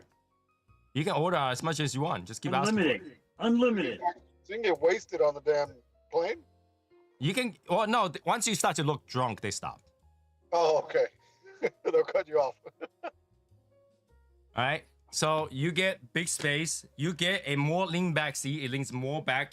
But when it leans back, it's actually moving downward and leans forward. Yeah, Because it they have more reclines space in the more. front. So you're not like, oh, can I go open up? Am I bothering the person in the back? No, you don't have to worry about that.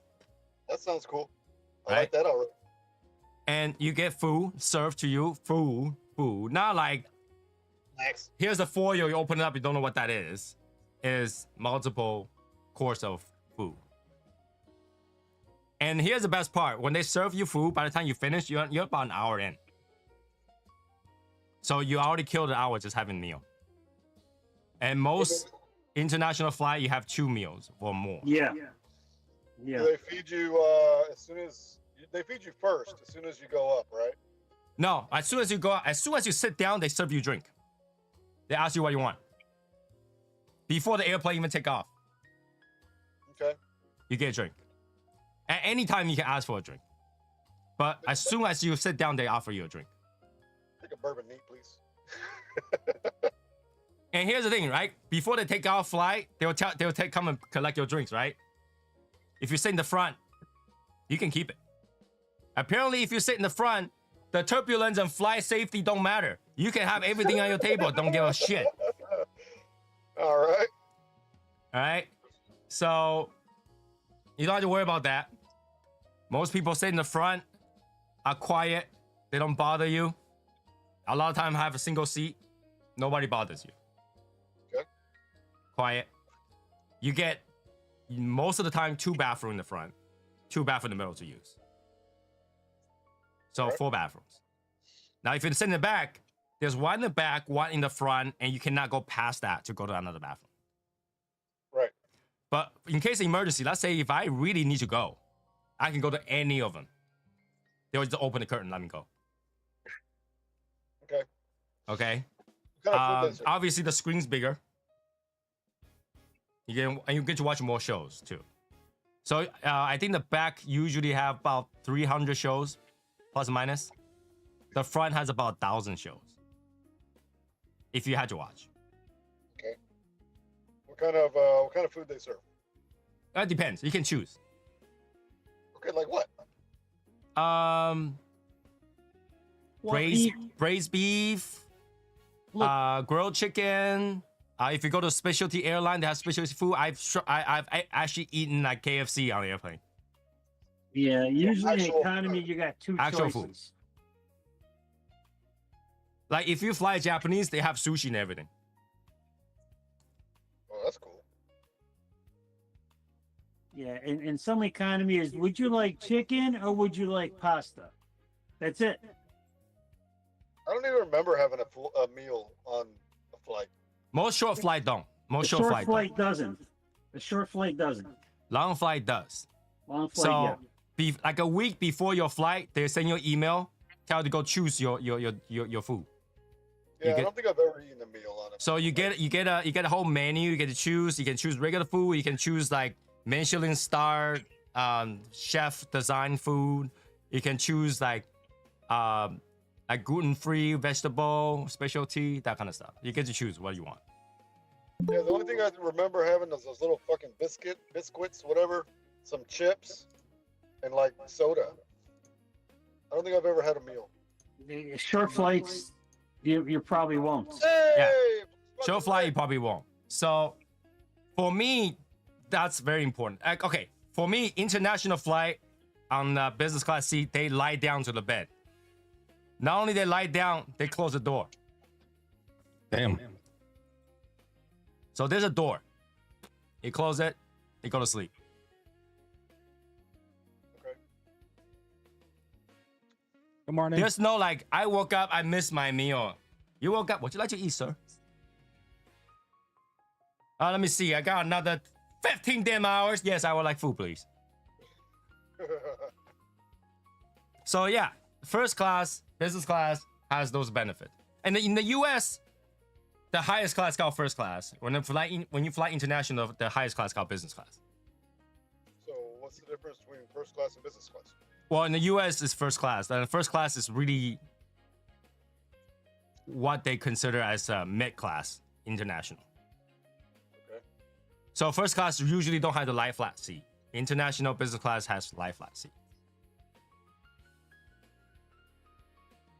Okay. Have you ever flown American? First I class? have. It's like the worst airplane. Okay, not the worst. Second or third to the worst. Okay. Because they don't look that nice. They don't. American airline is a average airline. American, Continental, and United are like mid class. Okay. And then the low class obviously is the JetBlues, Spirit. Frontier. Especially Spirit. Oh, Spirit is shit, dude. But here's the thing, like once you add up everything that I need, I'm very close to at least a first class. Okay.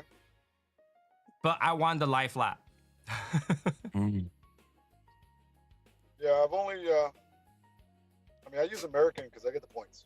That's it. Oh, at the end, they serve you dessert, right? The dessert is separate. They push the push cart over, have one bucket of ice cream. They have condiment on the side. What would you like? Wow. Put it out for you.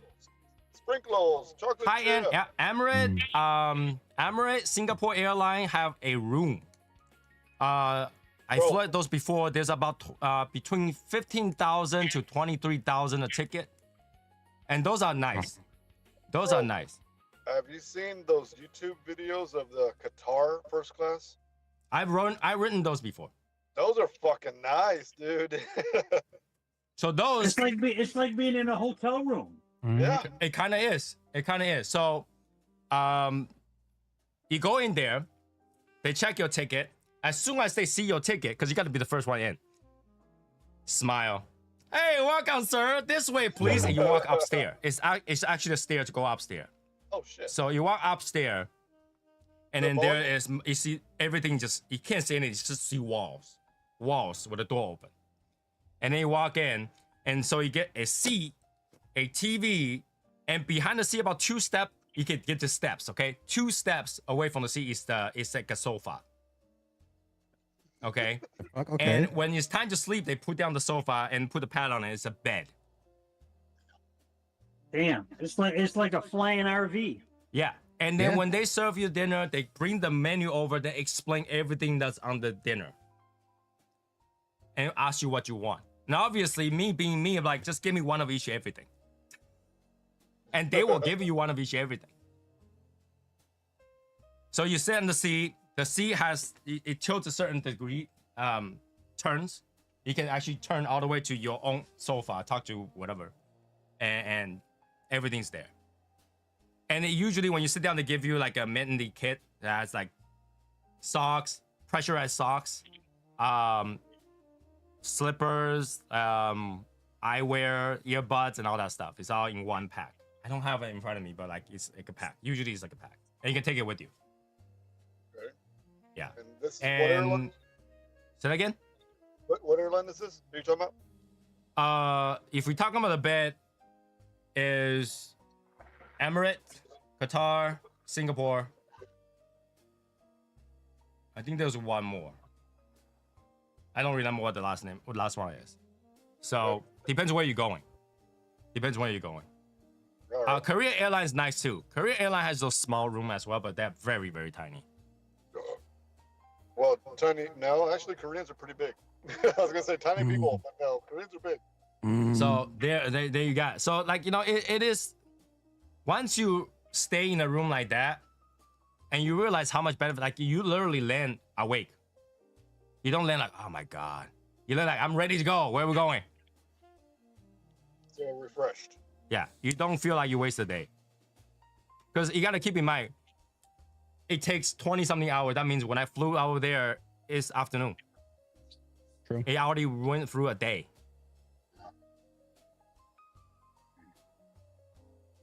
Damn. Yeah, I always want to go to Singapore, but Yeah, it's expensive. Doesn't Yeah. like Singapore and Thailand and a few other area right now has got the Nipah virus or something like that?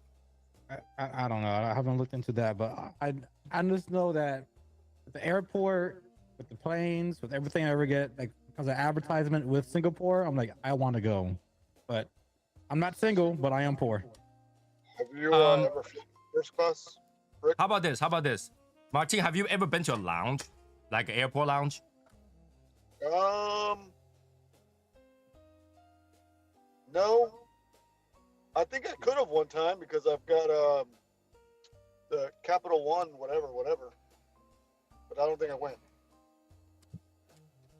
First class lounge are ridiculously nice. Yeah, I know they got showers and shit in there. They got shower, they got bed, they got massager, they got quiet room, which you go in there, close the door, nobody can hear you screaming inside. And they got Damn. Wi-Fi, high speed, and they got food, and they got a bar, whatever you want to order. In there. Okay. So literally, you get off the airplane, you walk to the lounge, you sit down, and you wait until the time where the lady goes, if you're riding on this airline, this flight, right now it's ready. You can just walk your slow ass through. And by the time you walk there, you can just go in because you got to be the first one. Aside from military and old people, you're the next one in. Right. So there's no rush. There's no I had to sit there and fight the thing. You don't have to fight the top space either. The first class have their own. So it's very nice, and like especially Delta One, which is their business class, it's a full service restaurant. The food is pretty nice too. All the drinking orders for all free, all included. So you get a meal out of it too. So what flights have showers in them? Delta has it. American Express depends where you are, but it's not really an airline. It's just your card. Mm-hmm. If I got a platinum, you can get in 6 times a year. And then John Travolta's plane? What are you I talking don't about? remember John Travolta had an airplane, I don't either. right? So you get all that stuff. It's like, you know, private jet without worrying about anything. You don't have to worry about anything. And what is your luggage weight? Like if you're to carry luggage, how much weight can you carry? 50. I can carry 70, That's a lot. sometimes 100 per luggage. Damn. 100 pound per luggage. I'm just listening to all of this, and my credit score is dropping with all this information. Right? Because they know you got to bring everything and anything, you know? Yes, and that's the Luggage, goal. luggage. So I can bring 2. My wife can bring 2. We always get 4. Regardless what it is. And even if overweight, they don't give you shit. And in JFK and few other airports, Delta had their own TSA. Really? So if you have a Delta One ticket, you can walk through their private TSA. And that private TSA, I can tell you, they let anything in. Well, let's. Ooh.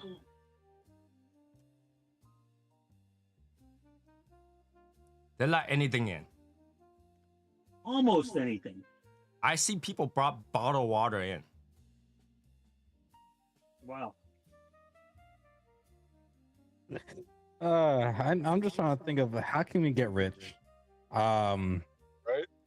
So this is like obviously they put it separate because they don't want other people to see it. But here's the thing: I actually see people walking with a small bottle like that big, a small bottle. And then goes, lady, you can't bring this water in. She opened it up, took a sip.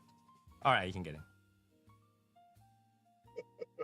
All right, so I have a business idea that me and Martine we could do. So we could call the place Beans and Beans. I'll bring the Cuban coffee beans. You bring the beans to cook with the burritos and tacos and all that kind of stuff from Mexican dishes, and we'll both be beaners. $1 million idea. Yeah, Cuban coffee with some great Mexican food. Oh, on the airline, if you sit in first class seat, they give you Starbucks coffee. They need coffee. I can supply the coffee. So there is the benefit. That's what you can get. But then again, if you sit on something like Emirates, the amount of money you sit down, you tell them to bring you the entire bottle of champagne. Don't just dump you a cup. Just put the bottle there. They will. So They will there's serve no it to you too. So there's no tab? No tab. No tab. Everything's included. Damn.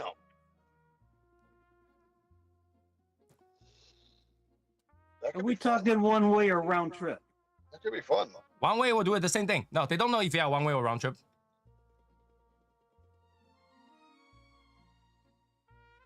Because technically, on the way back, wouldn't you be going one way? True. So think about that. Very comfortable. Very nice.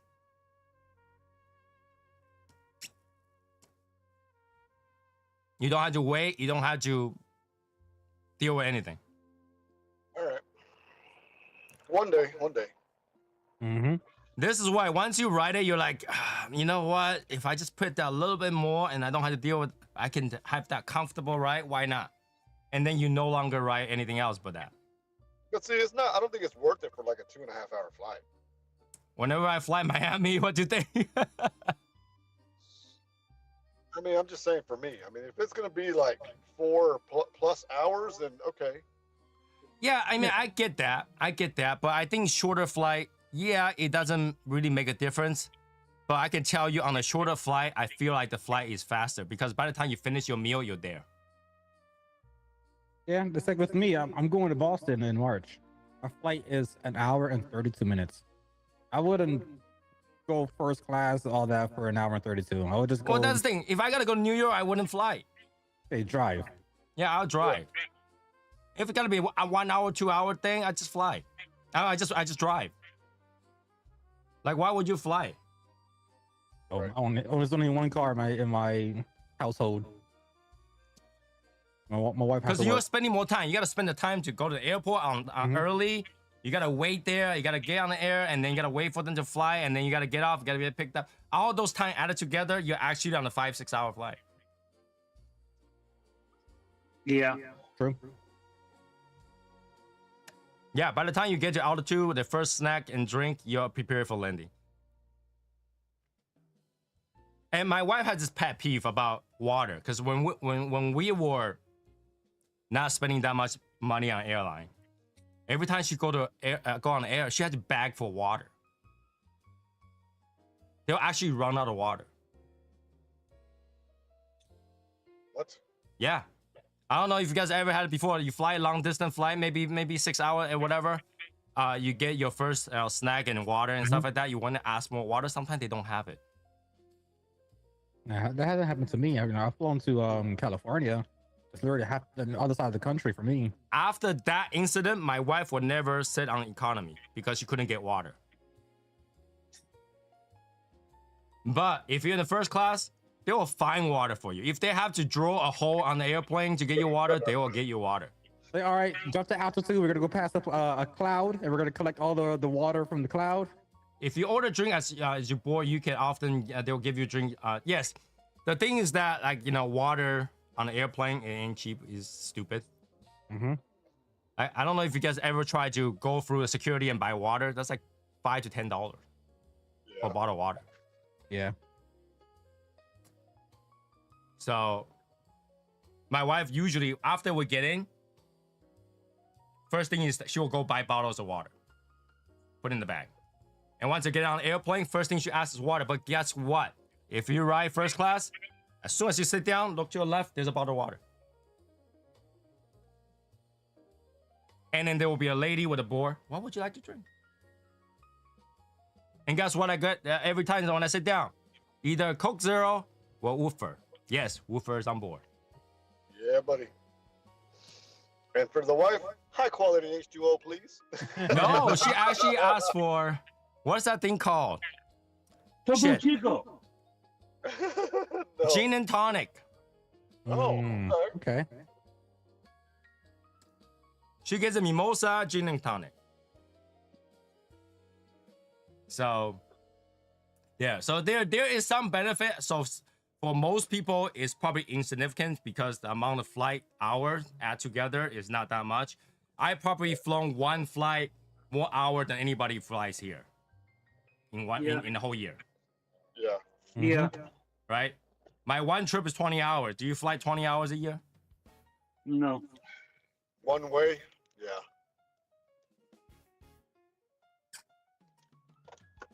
So that's the difference. When you had to fly that long, you will try everything and anything to fly on a higher class. Yeah. Yeah, that's true. That's true. Because like it feel like you're wasting your day. You're wasting your life. Right? Like, okay, I fly on those premium thing. I still have blank time where like I got nothing to do. On the way Delta to Taiwan last time, because for whatever reason they don't have internet between Seattle and Taiwan. That's a long ass flight. Guess what I did? I watched the entire series of John Wick.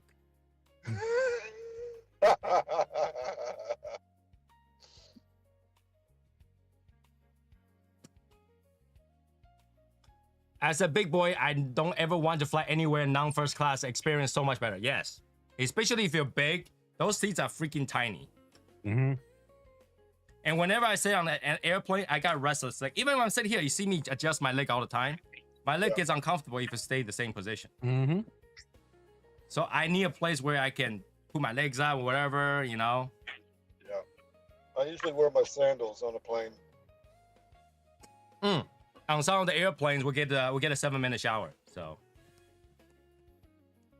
7-minute shower. Yeah. Yeah, my wife loved those because she can go in the bathroom. There's a makeup table with everything that you need for the makeup. She do her makeup on the airplane. So she will go to the airport, no makeup, glasses, like she's like a superstar or something like that. You go through it. Mm-hmm. Yeah, she just hoodie and like, you know, like sports jersey pants and stuff like that and walk right in because there's nothing on her. And when she gets down, airplane about to land, she'll be like, oh, remind me like, you know, 2 hours before we land, and they'll remind her, and then she will go do her makeup.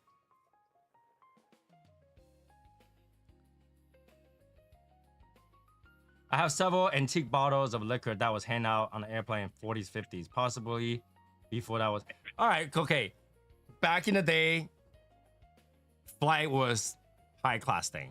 Think about it. You wear a suit and go in there. So they do treat you nicely. But, you know, think about it. At that time, flight isn't cheap either. True.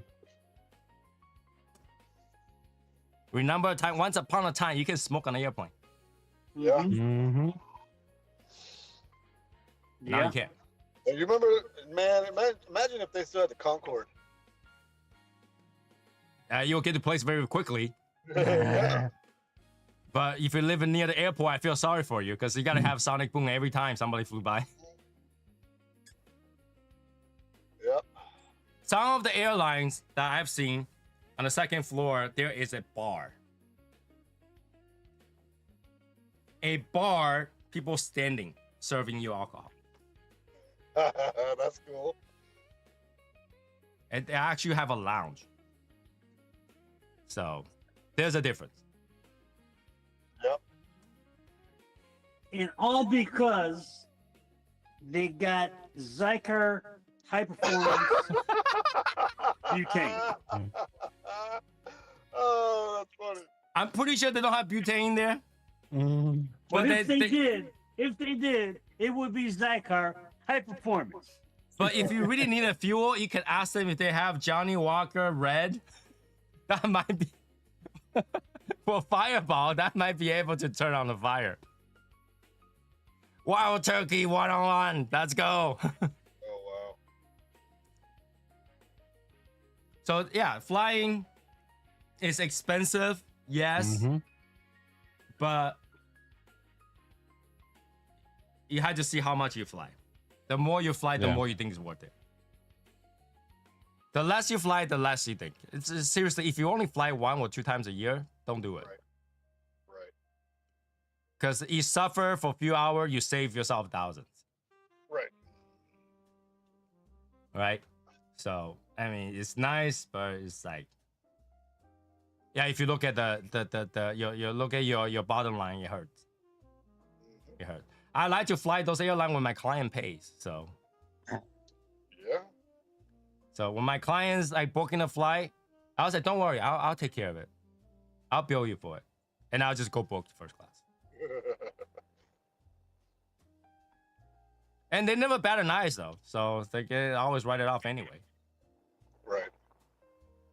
So we're good. We're good for that. So that's that. What else do I have to talk about? Is Few there, minutes. Question of the day. Question of the day. Let me see which one is YouTube safe. Appropriate.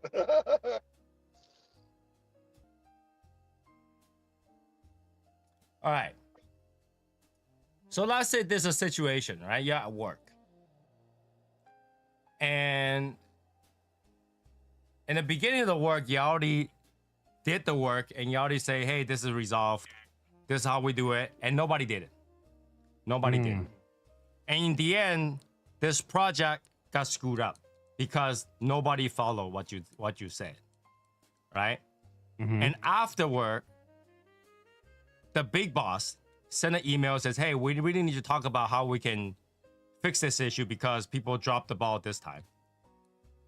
And obviously saying that you dropped the ball because this whole situation didn't get taken care of. But you did. You did. And this email came after the fact that they already have a meeting about this without you. And they basically, you're the scapegoat. What would you do? That's fucked up. What would you do? Oh fuck, that's a hard one. Well, if you were not a part of the meeting, obviously you create a paper trail. I wasn't No. here. You have evidence of the first email where you have said this is what we need to do. We already did the research. This is how it's done. Mhm. But nobody followed it. I mean, Then how is it your? Okay. yeah, how's it But your fault? because nobody followed it, they all say we didn't know. Oh, bullshit. Right? Rick didn't tell me. But you did. And you have Yeah. evidence of it. But they had a separate meeting talking about that ball being dropped. And without you. So you're not there to defend yourself. Right. And after the meeting, the big boss sent an email blaming you. Obviously, very subtle way, very high level, subtle way. But she still is blaming you. What would you do? Well, that's just like Rick says. That's when you bring in your paper trails. Hey, listen, they knew about it. Yeah, these are the emails I sent out. They've been sent. There's no error. There's no failed to be sent. They got delivered. They received it. So what is the ultimate goal? Well, the bottom line is it's got to get done. So if it's happening to me, I'm getting my team together and I'm going to rip them an asshole because I already got my asshole ripped. Oh, And everybody knows shit goes the down. reason that you're not on that meeting is because you're the bottom chain. Everybody on that meeting is higher than you. So then the people that didn't do what they're supposed to were lower than you? Higher than you. What the fuck? That's on them. then it's on them. But they all say that's your fault. The fuck? And that, like I said, that email came after the fact. And there's no big boss above the big boss. The big boss was the one that sent that email out. There's nobody to check. Well, then I got to have Big to boss? sit down with the big boss. I have to sit down with the big boss and say, hey, look it. I appreciate you sending this information to me. However, Mm-hmm. this information was disseminated upwards. If they didn't act upon it, how can I be held responsible for it when I did everything that I had to do? I carried my end. Okay, I so get you it. have that conversation, right? Let's say you have that conversation. What will you demand from that conversation? Oh, I have to say, let's share this accountability. It's You know- already been done. Like the meeting's over. Yeah, well, no, the meeting ain't over because you still got to go back and connect with their boss. Okay. And that's Let me when ask you the bring question. that Would up. you demand an apology?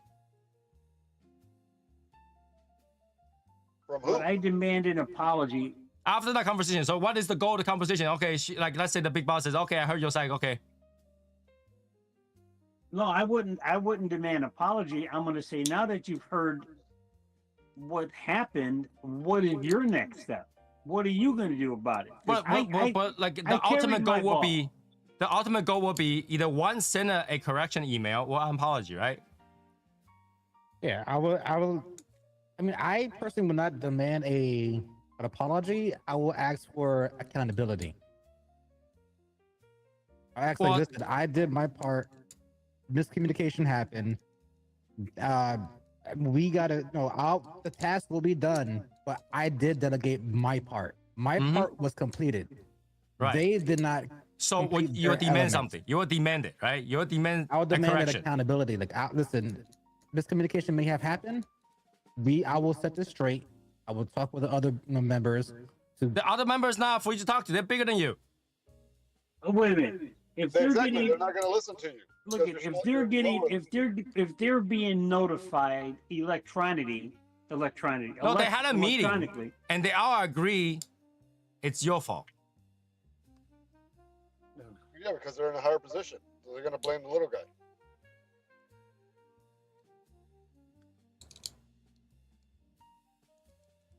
Joey said, demand an apology. No. You'll say, for our next project, let's do better. I will be more transparent directly to you. I will CC you in every email and send phone on. No, because the problem with that is that you're stepping at everybody's toe.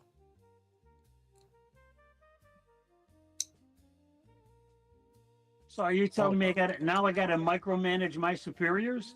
You see? Right? So what ultimately can you ask? You can either ask a correction email. Let's say now that was a mistake. You guys didn't see it. Let's pay more attention next time. Or at least like, hey, I'm sorry, Val. I didn't know that. You know, I'm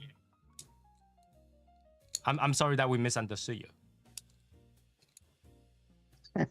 Right? Wouldn't that you be the least that you can do?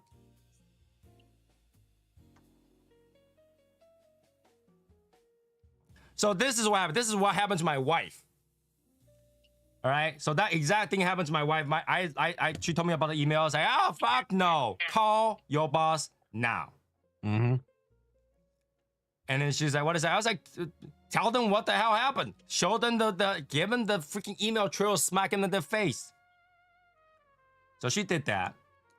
And obviously, I was down here smoking while she did that. And I did not hear what she said. And I went up and said, so what happened? She's like, yeah, I told her. And then I was like, and then? She's like, okay.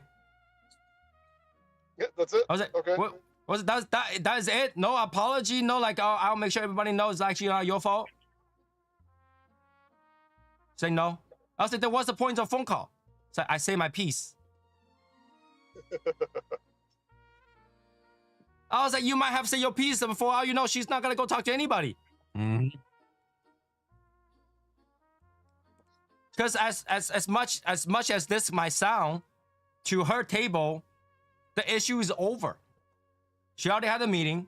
She sent an email, said we're gonna be more careful next time. It's over. And your boss is an asshole. Didn't he at least say, I'm sorry? Yep. Didn't I say, you know, we need to really pay attention to emails?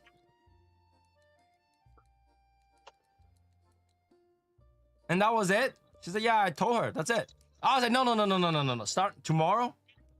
You bring your own boss, the one that handle you directly, and tell him the same shit again. I think it's a matter of the superiors didn't want to listen because they're lower, because she was lower. Right. I mean, I was like, dude, if they don't want to treasure you and then be appreciative of that for all the work that you've done, don't work there. Right. We're not in that job. Fuck you. Mm-hmm. Yep. So she did talk to her boss the next day, or not next day. She tell her boss they need to talk the next day, and they face to face talk in the office. And he apologized and said that she's an asshole. The big boss is an asshole, kind of thing. And that was resolved, kind of. In a way, she's still pissed off. I'm super pissed off. It's that didn't happen to me. I'm super pissed off. Well, yeah, So because she- it's your wife. But she said, I did tell her, and I was like, yeah, but like in normal situation, you should ask yourself, what would Tony do? What would Tony do? Don't ask what will you do? What will Tony do? She's like, you gotta bitch him out and demand some sort of apology and let the whole world know. It's like, yes. Now you go demand apology, I'll go let the whole world know about this. Or at least the Legion. So that's what happened. But I'm surprised. All of you just say, yeah, I just gotta tell them, and then that's it. The end.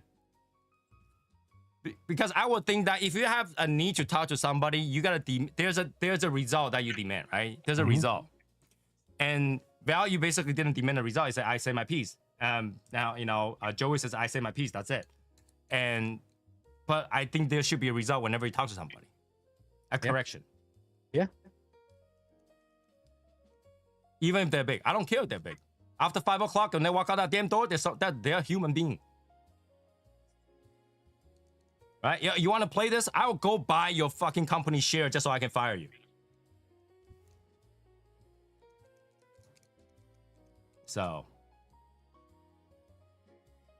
Yeah, I was going to talk about the groundhog. I totally forgot about it. That damn groundhog. We should sacrifice every single groundhog. That's wrong. I think we should make a head out of them. Bro, we are going to have fucking 80-degree weather next week. We got to have snow. That damn groundhog.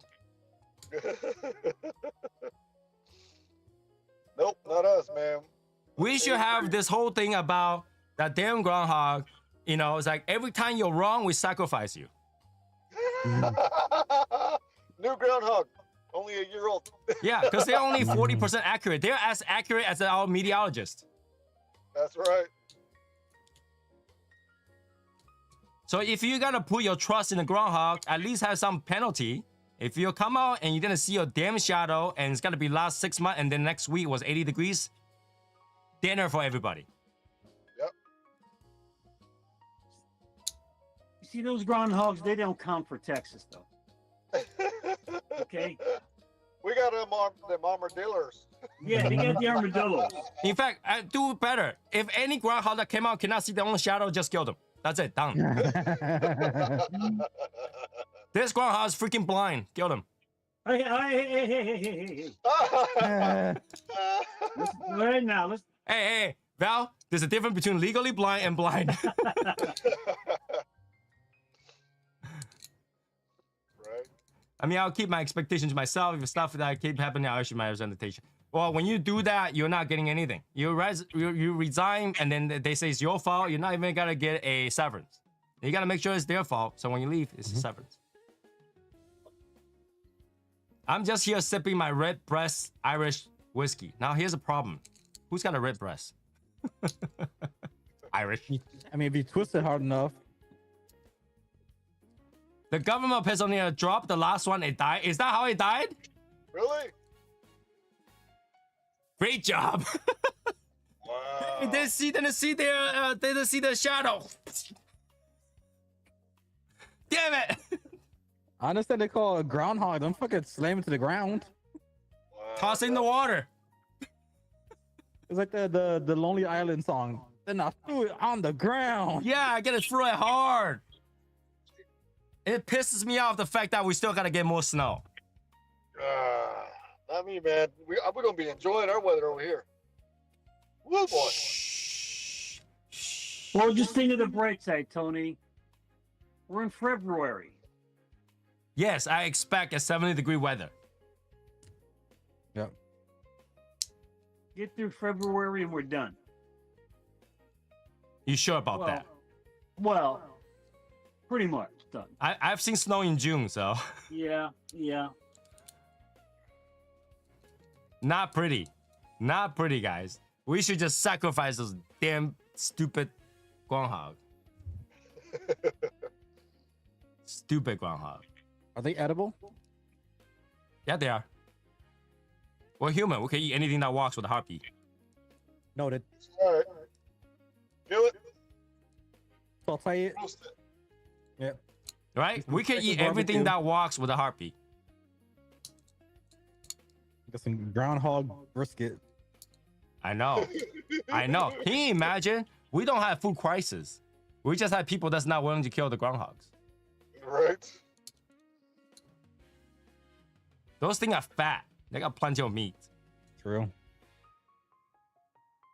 You know? What is the point to use groundhog if they're not gonna be correct? Right. Right? And we should do the same thing to the meteorologists. Okay. Hey, just don't kill What the Mexican hell ones. is? We're not sure. But True. according to the US model is this way. According to the Europe model is this way. You're Just don't using a kill- European fucking calculation to calculate our weather? What the hell is wrong with you? Just don't kill the Mexican ones with the big booties. Mhm. I don't even know who they are. I don't even know who they are. All the meteorologists that has a less accurate rate than 80% should just lose their job. I Like, know there's you- no like, okay, according to this map is this way, according to that map, just, what is the point to have our own map if it's not gonna be accurate? Oh, the European model is more correct. Then use their model to start with. We have 5 trajectory. It could touch, it could not. No shit, I can tell that too. Mhm.